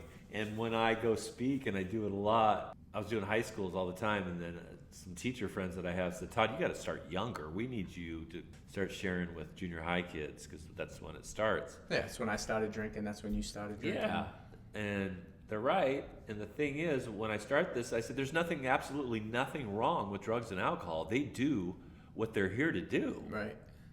But respect them. Holy shit. Which I did not. I was a little naive about what happens when you abuse them. When you started using hard drugs, were you using them with teammates? Oh, yeah. Okay. So, like... Always. I'm always looking at it like, these are the athletes, and then this is this path you can go down and go with the druggies or whatever. Right. Because that's kind of where my choice came in, and I had a friend, one of my best friends, who went down that path. Right. It was a clear difference of the group. Yes, he stopped playing sports. Yeah. We grew up playing sports together. He ended up going to prison for murder. He's still in prison. I think he might be getting out soon. But that was a clear line that he chose, and he send me a letter after he went away saying, I wish I went that way. Yeah. You know? Right. With that group of friends. Right. And, you know, we cared about school and football and basketball and girls and going to college and drinking, sure, partying, but you were doing that with teammates. And you mean at SC or high school? I mean, well, high school you're drinking with your friends. High school drinking, smoking weed. And those guys were some athletes, some not, but mostly athletes, because those are the guys that I bonded with. Without frickin' sports, I would have been a loner. Yeah. I would have been so alone and an artist. Yeah. And it would have been a totally different journey. And I always had friends from those different groups. They weren't always athletes. And we had one thing in common, and that was getting high. Yeah. I just had no idea that that was my solution to living. There was no, like, fucking any other option. It just made life tolerable. And so when kids, and especially here in California, it's shit fucking legal to smoke weed. How do you say don't? I'll never say don't. Because I truly believe I'm on this planet because of that. It almost took me out because it led to other things for me. But I truly believe it's not fucking weed ain't the gateway drug. No, I don't think it is either. No. But if you have, like we talked about it, in your makeup, in your genetic, can you be more susceptible to addiction? There's some things you need to be aware of, which I fucking was clueless. Yeah, without the trauma, do you think you would have got into drugs? I probably would. For the social anxiety aspect of it. I was so, and I think that's just part of fucking that time in our lives where we're just so uncertain and trying to fit in. Sports saved my ass. So did art, and so did drugs. Now, as I got older, it became really clear that what worked then is not working now. Do you mean that drugs made it possible for you to be in certain situations? Yeah. So that's why, in a way, it saved you? It saved me. Okay. Because I couldn't deal with the pressure, emotional pain, and all these substances softened everything. They work until you cross a line and they don't work. And that's why it was so hard. And that's why it's so hard for people to walk away from that, because they've been doing it, and it's their answer. It's been the hardest thing for me, and now I've adapted and embraced a way of life which is far more rewarding, enjoyable, and just rich and authentic. The list goes on and on. And it's all about connection. If drugs and alcohol and an addiction, it truly is separation. It's separating you from you. There's no more relationship with self. And it's separating, like your friend, it's separating me from you. And it's separating me from this connection with this life force. The solution would be a connection. And how we've been treating people with this affliction and struggle, the same thing, separation. We're separating ourselves and shaming, which is not healthy. We need to embrace and connect. So addiction is separation, and recovery is a connection. And that's, like I said earlier, I was seeking to connect with people, just didn't know how to do it. And now I do. It's fucking great. You talked about religion or spirituality a bit. One of the times you got arrested, you wrote that your occupation was artist and anarchist. What are your political leanings? Did that reflect your political leanings in any way, or you were just out of your mind? Out of my mind. Yeah. Knowing that an anarchist is just a rebel against all conformity, and truly with a free spirit that I have and was born with. I have changed. There's no recovery unless there's change. It's just hand in hand. I got a lot of mentors, man, because I don't know shit. Yeah. Even through my experience, I've learned. I'm not one to really learn from lectures. So I gotta catch myself when I'm talking to my kids, I'll tell you, because they're not listening to what I'm saying. And I know this from experience. Right. I was a master. Like we were tuning them out. Tune out master. I have a PhD in nodding my head and it going in one ear and out the other. So when I get on that soapbox and I try to leave that shit at home, because that's not connecting. No, it's not connecting. And what my favorite part when I do speak is question and answer. Let's talk as two human beings. I don't care if I'm 50 and you're 15. Yeah. If I don't see a mirror, it's fucking bizarre, this age thing. If I don't see a mirror, I swear to God, I ain't 50 inside.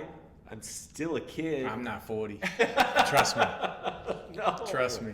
No.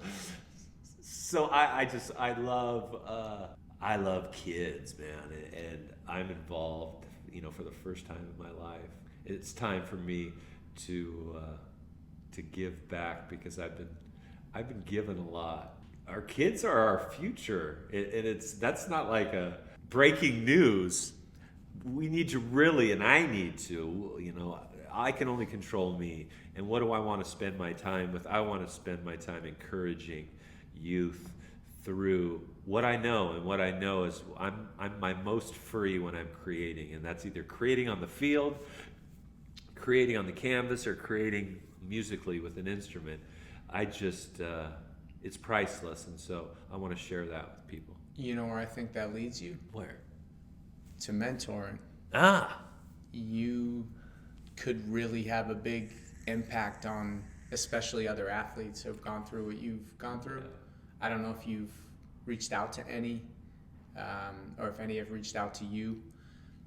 There's a guy who's been in the news recently. I wish I knew him. Are you familiar with Delonte West? No. He's an NBA player. He was a first-round pick with the Celtics. I'm a big Celtics fan. Okay. Played with LeBron in Cleveland. Wow. And he's probably 35 years old. He is homeless, drug addict. Yep. He is in D.C. and some videos surfaced last week. He was in the street, got beat up really bad. He was handcuffed by the cops, and he was spouting just, nonsense and talking about like, I'm a Navy SEAL, I'm this, I'm that. And it was heartbreaking to see. And his teammates have spoke about trying to reach out to him and trying to get him help. He clearly has not just drug problems, but mental health problems. Yeah.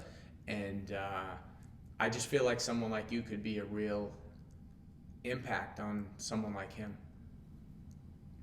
And I do, I have a connection with athletes, and you know what I'm doing now, I don't know if I'll be doing in 5 years. I don't know, and That's honest. Yeah, and I'm totally open to be doing something completely different.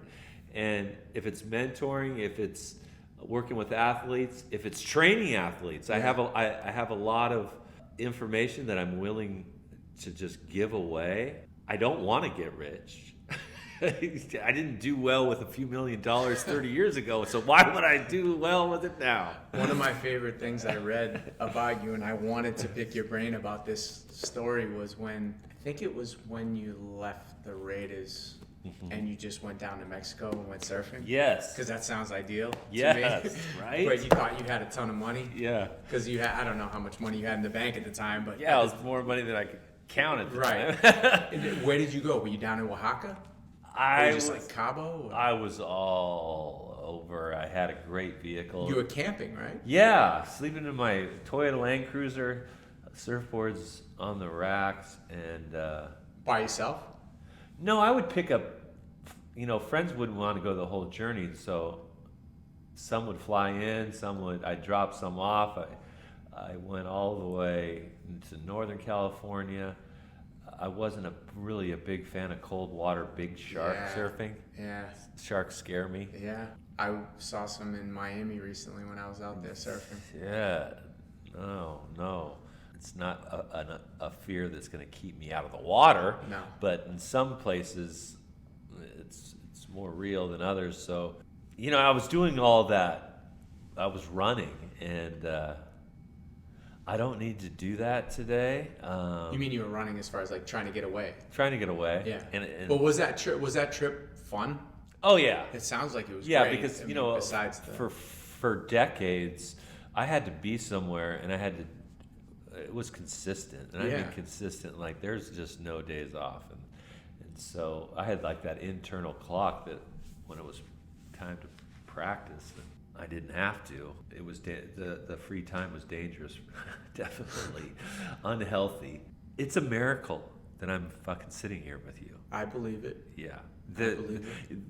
If there's no doubt.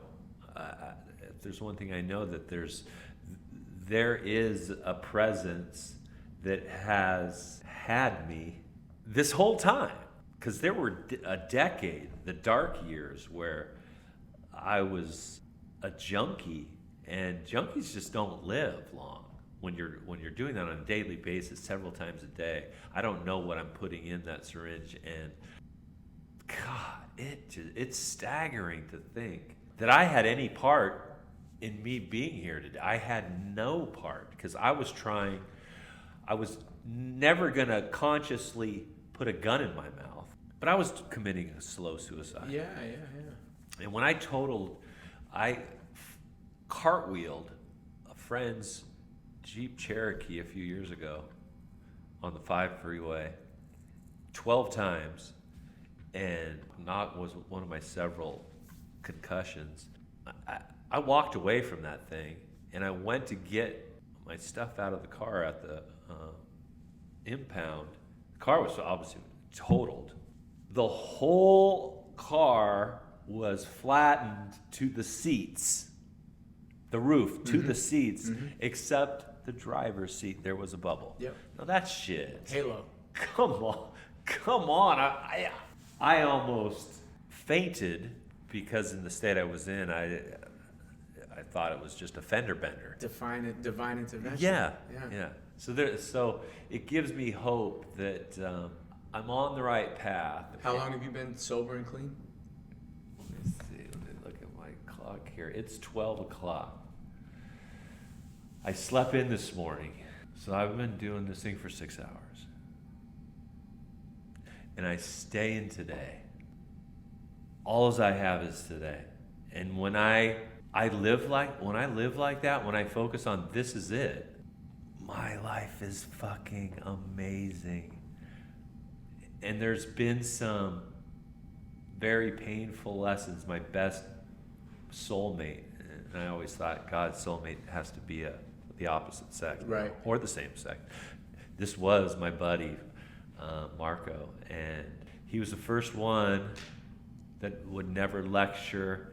I did everything with. He had 9 years of sobriety, which at that point in my life, I thought he was in the clear. And he's no longer here. So time is an illusion. I start racking up time and counting time and thinking, oh, I've actually accomplished stuff. I'm okay. Fuck that. And that was a hard lesson to realize that all I have is right here. And when I focus on right here, days add up. They're fucking gonna add up. So I'm not counting them. Fair enough. Yeah. A lot of people in my life don't know what it's like to be high on most of these drugs. Weed and stuff like that is pretty common, but right. Can you give me one word to describe each drug? Tell me like what comes to mind when I say heroin. The womb. Meth. Superman. That's descriptive. They're both very descriptive. Were you part of this whole new fentanyl substitution for heroin? Do you know of get high on fentanyl? It is. It's next level heroin. It's super. I mean, heroin in general. Any opiate is. I did not believe there was a chance that I would ever come out of that. Yeah. It had a grip indescribable of the hold and the pull and anything that made me feel so comfortable in me. When you don't have it, it's an indescribable. There is nothing you won't do to get away from that feeling of, it's like fucking hell. It is a grip like no other grip. To be able to live free of that, I really didn't think it was fucking even possible. And so I have so much respect for people that are living and have recovered really from a hopeless existence. And I was completely, that's a fucked existence when you're hopeless. The recovery rate is minuscule. Yeah. And what about crack? One word? God, a Jones. That shit is, I mean, it's ridiculous, really. It's a 10, 15 second high, and then a fucking miserable Jones. Like want, craving, gotta have another one. And the next one you get, it's not like the first one. It is just, it's like a setup of all setups, man. And don't get me wrong, I've gone down that fucking road, but not without a heroin fix to bring it down. Yeah. But I was prescribing like I'm a doctor. Yeah, I read that. You know? Yeah, you were up and down. Yeah, and you thought you found that perfect balance. Yeah, and I was I laugh, but it's sad. It is so that my day to day was that's all that was on my mind from the moment I waked. Where is it? Do I have enough? Obviously not. I got to get more. I get more. Now I got to do it again. It's just, talk about a vicious cycle. And we could walk right out of this room onto the boulevard and we'll see it. See the destruction of it. It's in every fucking community. I think it's a fucking epidemic and it's not being addressed. Kinda.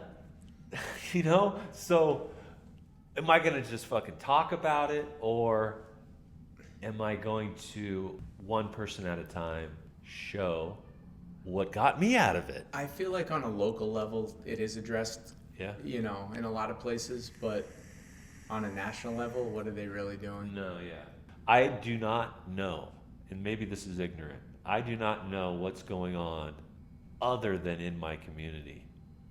Because where does it start? It doesn't start out there and then, no, it starts right here, right now, me and you, and then what we do when we walk out of here. Yeah. And every person that I come into contact with, if they show a freaking sliver of willingness to change, I'm going to show them, not just tell them, show them what I did to change. That's it. You know what? I will talk about it, but I'd rather show you. And that's what I was when I was little. Like you were talking about it. We were out there seeing what we wanted to go then play like. Yep. Whoever that is from our generation. And this has been going on long before us, that we see guys that just make us go, wow. And then we go out and try to emulate them. Yep. You can talk about fucking Michael Jordan until you're blue in the face, but you want to see that shit, right? It's truly all about action. We can talk and talk and talk, but let's go out and make a change instead of talking about a change. I gotta piss. And I wanted you to tell me about LSD. Oh shit! Because I read you were using that after games. Yeah. For a period of time. Yeah, like every weekend because it didn't show up on test. Yeah. I enjoyed hallucinogenics. You know, it was just because of circumstance. I Because of drug testing. Yeah, I wouldn't have been frying every weekend if weed was legal. That's pretty crazy, but I really think, and this sounds crazy, that everybody in the right environment would benefit from either a mushroom or LSD trip. Well, you ever listen to Joe Rogan? Is he on the same page? Yeah. I mean, he's constantly talking. It's a big thing now, this microdosing, taking a tiny bit and, expanding your mind and kind of just puts you in this different level of thought. Yeah. Really.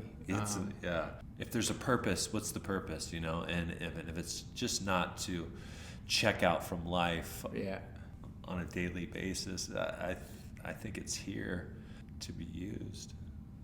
I'm not partaking anymore, but certain people should avoid all substances. Yes, I fall into that class. Unfortunately, my right to escape has been revoked, and I'm okay with that.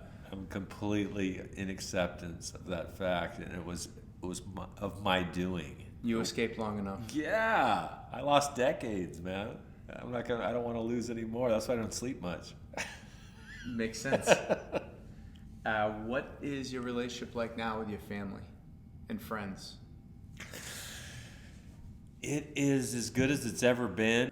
It will continue like relationships do, and that's they evolve, right? Into something different. Yeah. Do you feel like they trust you now?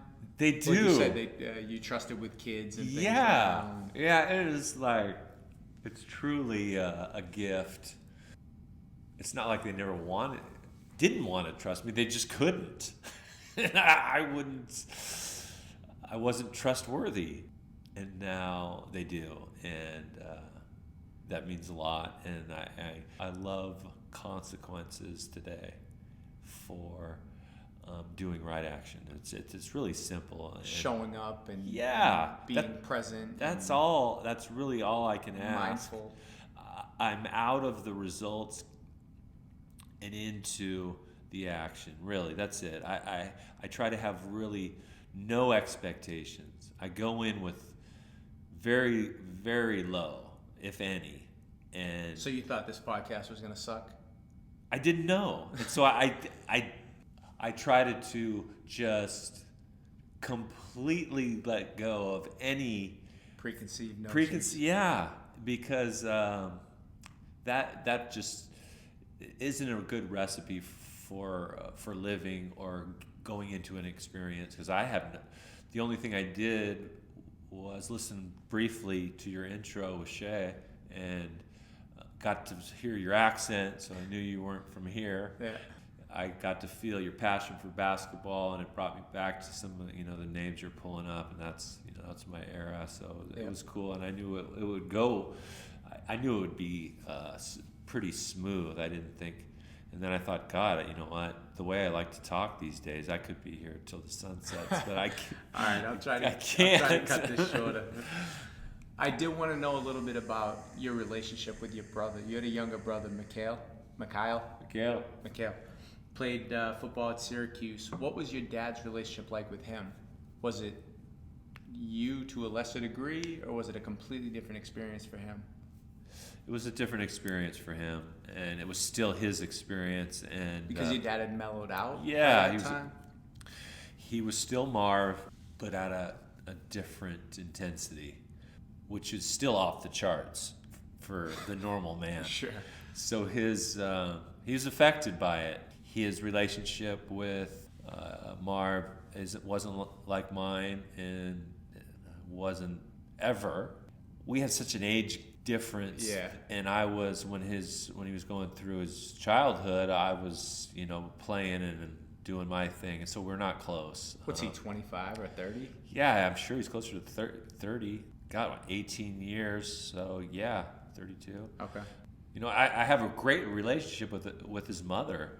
She's awesome. I talk to her a lot, and we go to see Marv together because she loves.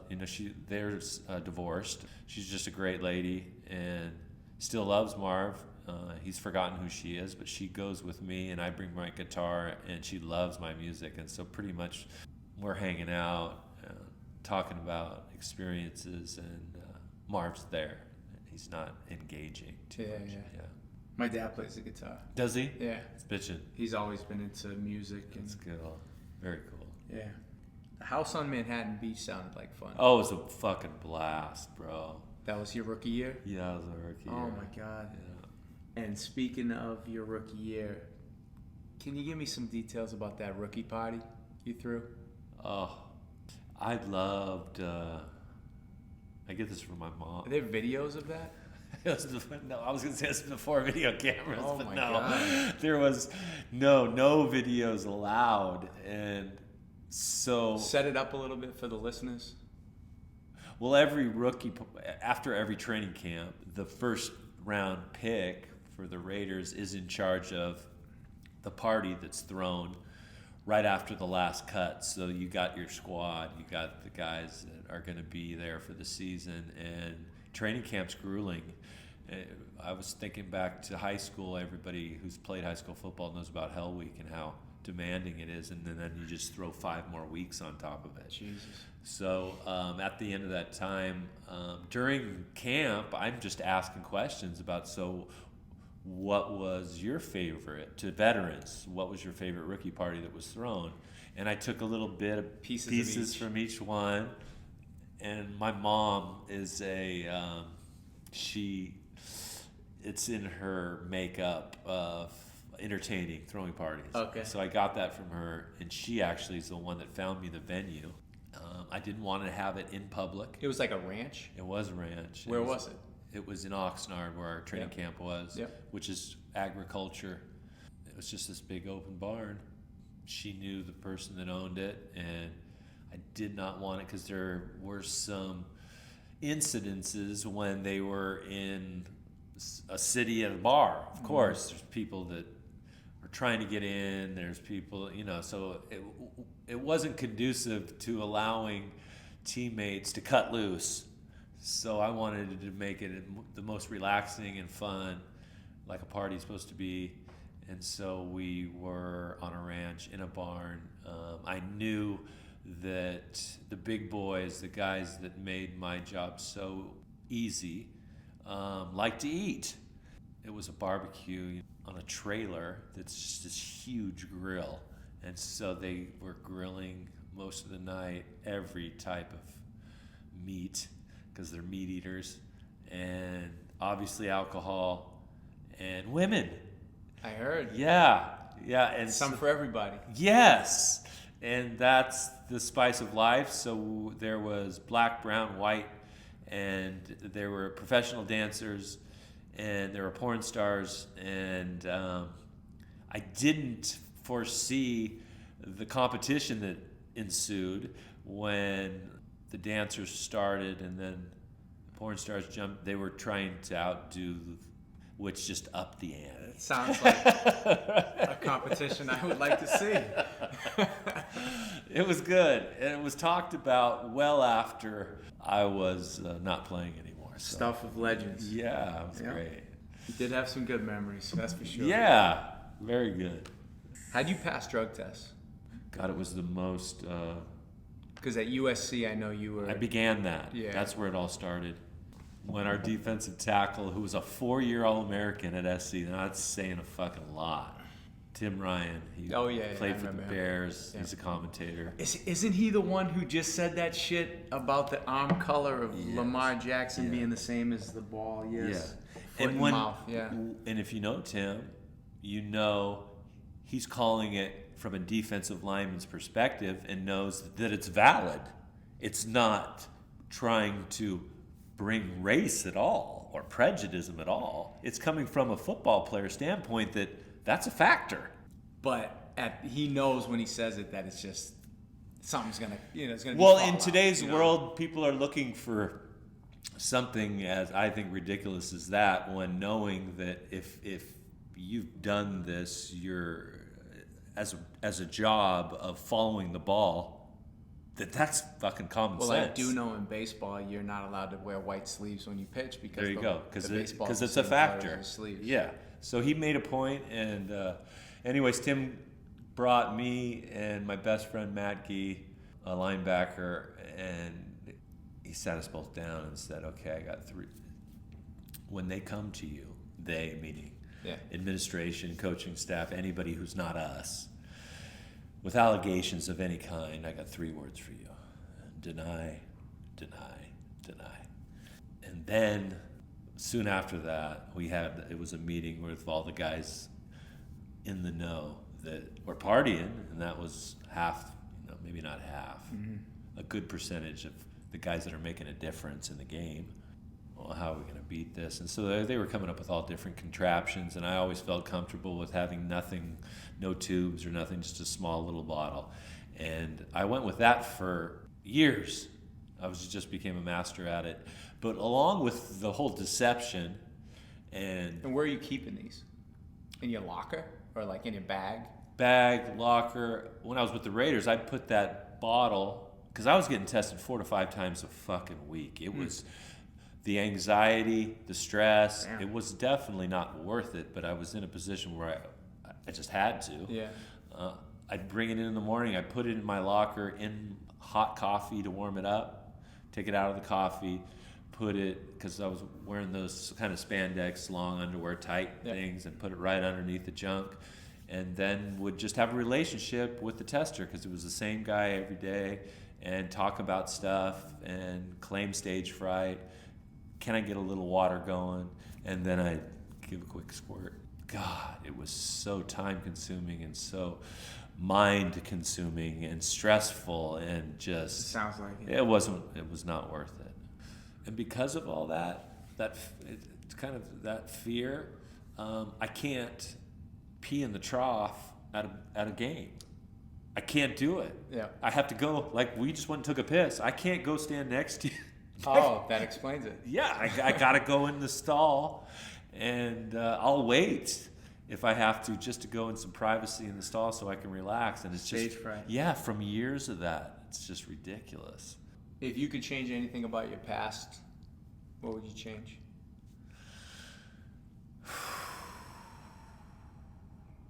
I can't.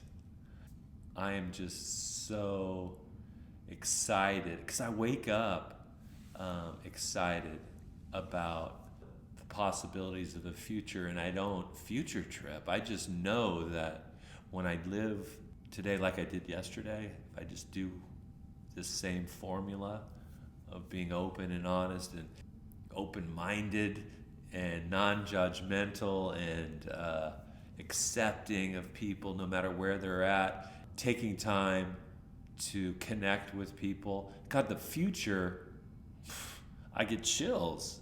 Because like I said, I am totally okay if I am not an artist. I'll always be an artist, but if I'm not actually getting paid to paint 5 years from now or 2 years from now, it won't affect me, because I have a feeling it's going to be people oriented, because I have found the love of people. My sense, thank God, I'm so grateful that I have a pretty classic sense of humor, that I find humor in most things, and I'm aware of it. Because if you can't laugh at yourself, it's gonna be a long road. So I assume that you were laughing because I read something that was hilarious. Okay, well, it was sad, but at the hilarious. same time hilarious. Welcome back, Carter. Oh, yeah. That was legit. Oh, that's legit. Unbelievable. Yeah, it's good stuff. Great song too. Yeah. Great show. Great show, right? Oh my God. You know what?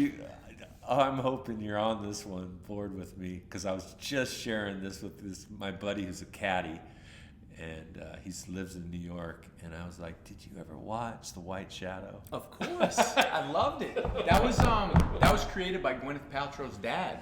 No shit. Bruce Paltrow. That was one of my most love that show. Favorite shows. Salami.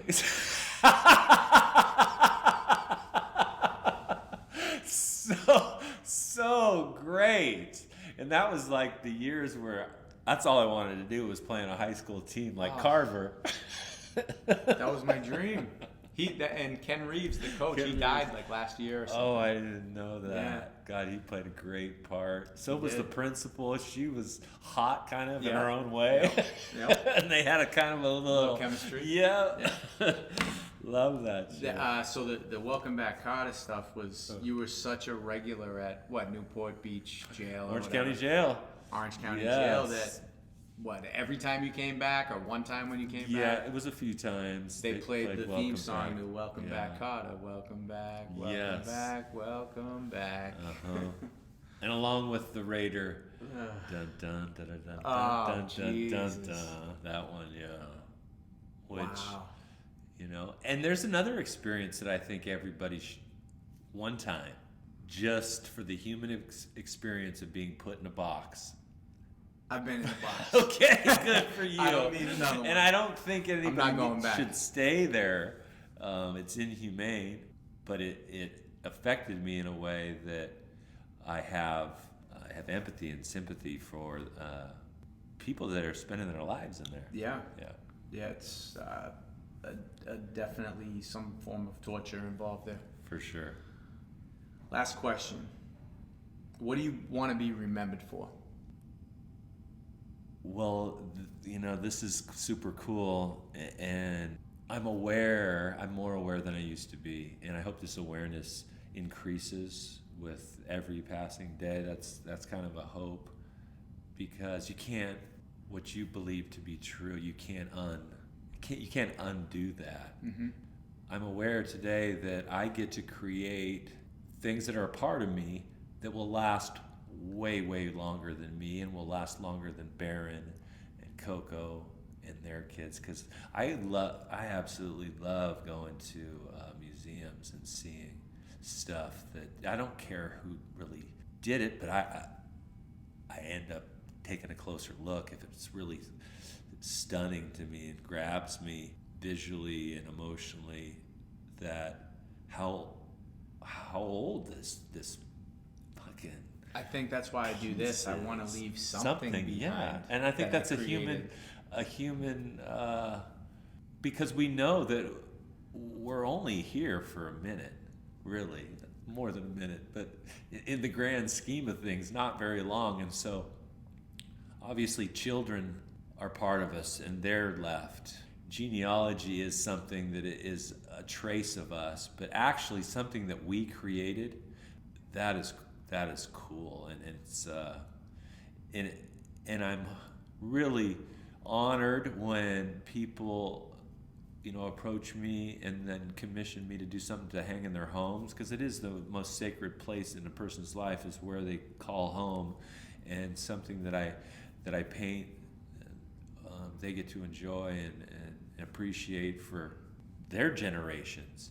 And so I get to spread this love, in a sense, to people that I don't know and I get to connect with, and it's a way, you know, and I've been doing it in a strange way since I've been on the planet, because what I used to shy away from and cringe when somebody would recognize me from playing. Yeah. And now I can really allow them, because obviously it's been a long time since I I was wearing USC colors or Raider colors, that if they recognize me today, like 30 years later, and they're excited that I can give them this opportunity to explain to me and share with me what did I do or game that I played in that they remember to this day.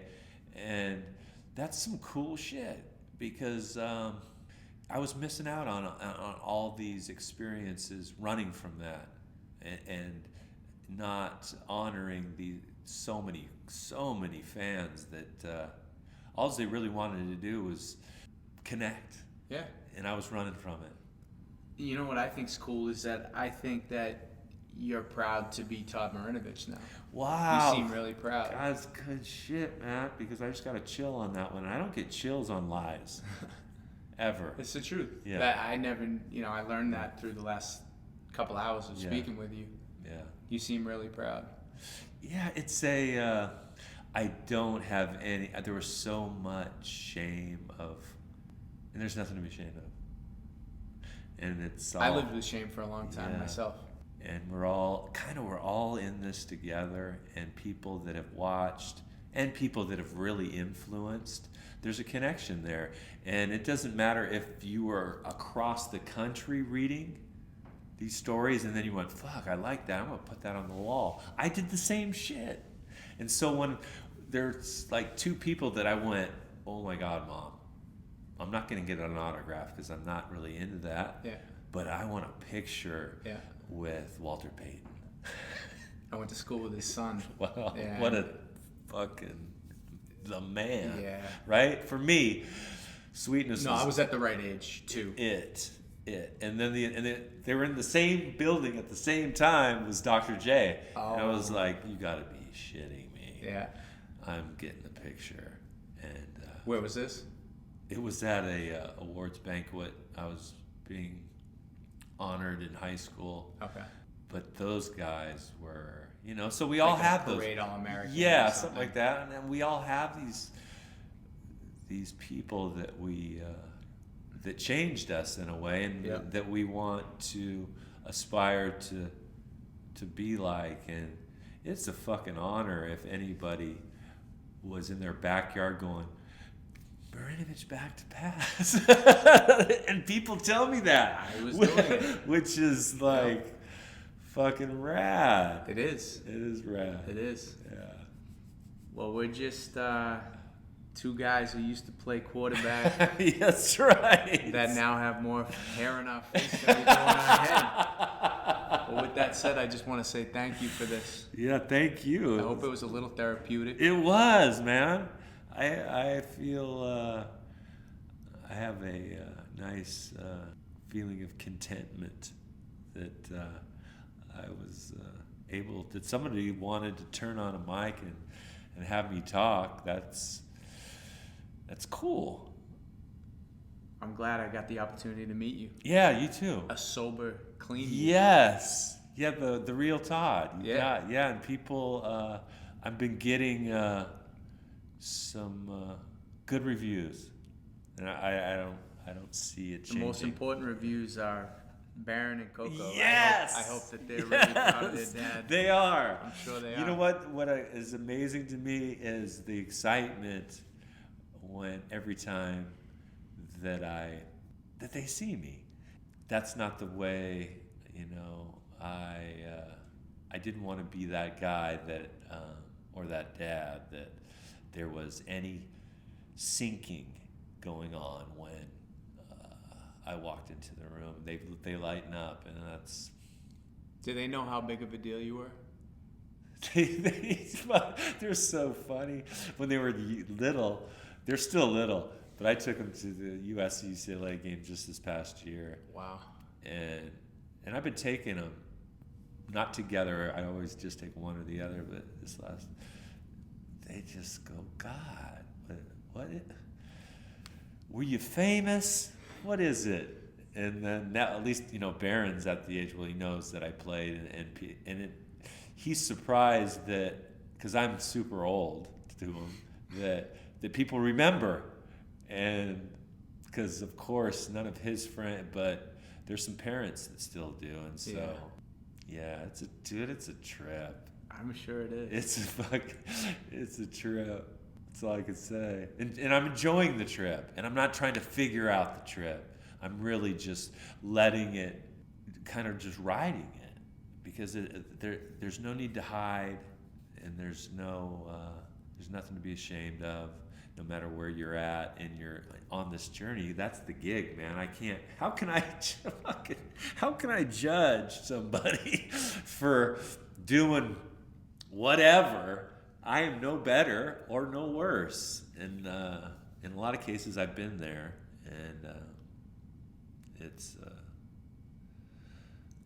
all good. Well, in 6 years, I'll be 48, and when you were 48. You threw for 7 touchdowns in some. Yeah, that's who right out knows of here. What league it was right. in. But that's my goal. I'm going to try to suit up again. You can come out and play for that team. It still exists, man. They're building a stadium for these guys out here. Really? Yeah. So what's the league? You know what? I don't even know that. Yeah, it's a good bunch of guys that like playing football. Hey. Yeah. But you did it. Yeah. It was a pleasure, Todd. Thanks, man. This is good shit.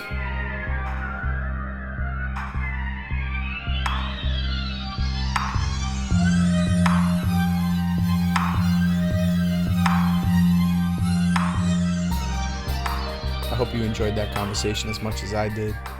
I truly feel blessed to be able to meet people like Todd. I left that conversation feeling good about life. His perspective is unique. He's really complex and one of the most interesting people I've ever met. I meant it when I told him it was therapeutic. It really was. I found this stuff about the EMDR therapy, the eye movement desensitization and reprocessing. That stuff, I had never spoke to anybody about it personally. I'd seen it on TV, so to hear that it actually worked was fascinating. It definitely makes me curious to try it. So after we recorded, we grabbed a couple burritos. You know, we're in California, so you know they got good Mexican. Grabbed a couple burritos and headed over to his art gallery where he showed me a bunch of his work. He's really good, really good. There's a couple pieces in there I definitely wouldn't mind putting in my home. You can find his work at marinovichart.com or on Instagram, marinovich.art. He also has a Facebook fan page under his name, Todd Marinovich. I need to have him on again. There's so much I didn't even touch upon with him. There was so many more questions. It was some of the longest notes I've ever had for an episode. There was so much I wanted to talk to him about.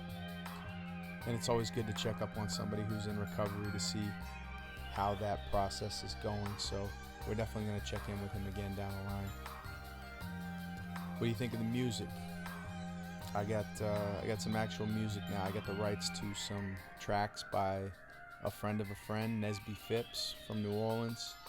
These are his original tracks. And thank you to B. Dot for putting me on to Nesby. He's a friend of his from New Orleans. Comes from a musical family. Mahalia Jackson is his grand auntie. He's worked with Lil Wayne, Currency, Juvenile, Mac Main, all those New Orleans guys, and even Wiz Khalifa. So you will be hearing his music on Keepin' It a Hundo going forward. And I think you're going to hear him on the podcast. We're trying to get something together where maybe have Nesby on and talk about his experience through music and his experience growing up in New Orleans. And if I was still doing it the old school way, where I was just picking a track, a famous track by a well-known artist and putting it on there without the rights, for this one, for Todd, I'd probably go with Neil Young, Old Man.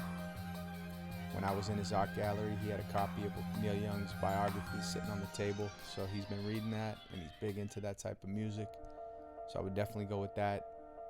It would definitely fit the theme of this episode with Todd and his relationship with Marv. I feel like Todd has more in store for his life too. He could really make a difference in people's lives, like I said, mentoring and just helping people out that have been through the same thing as him. I can see him getting into that type of thing down the road, but for now, he's got young kids. That's not the end of Todd Marinovich. What a likable guy. His laugh, his spirit, his outlook on life now. I wish him nothing but the best. But that's it for Keepin' It a Hundo. Thank you for listening.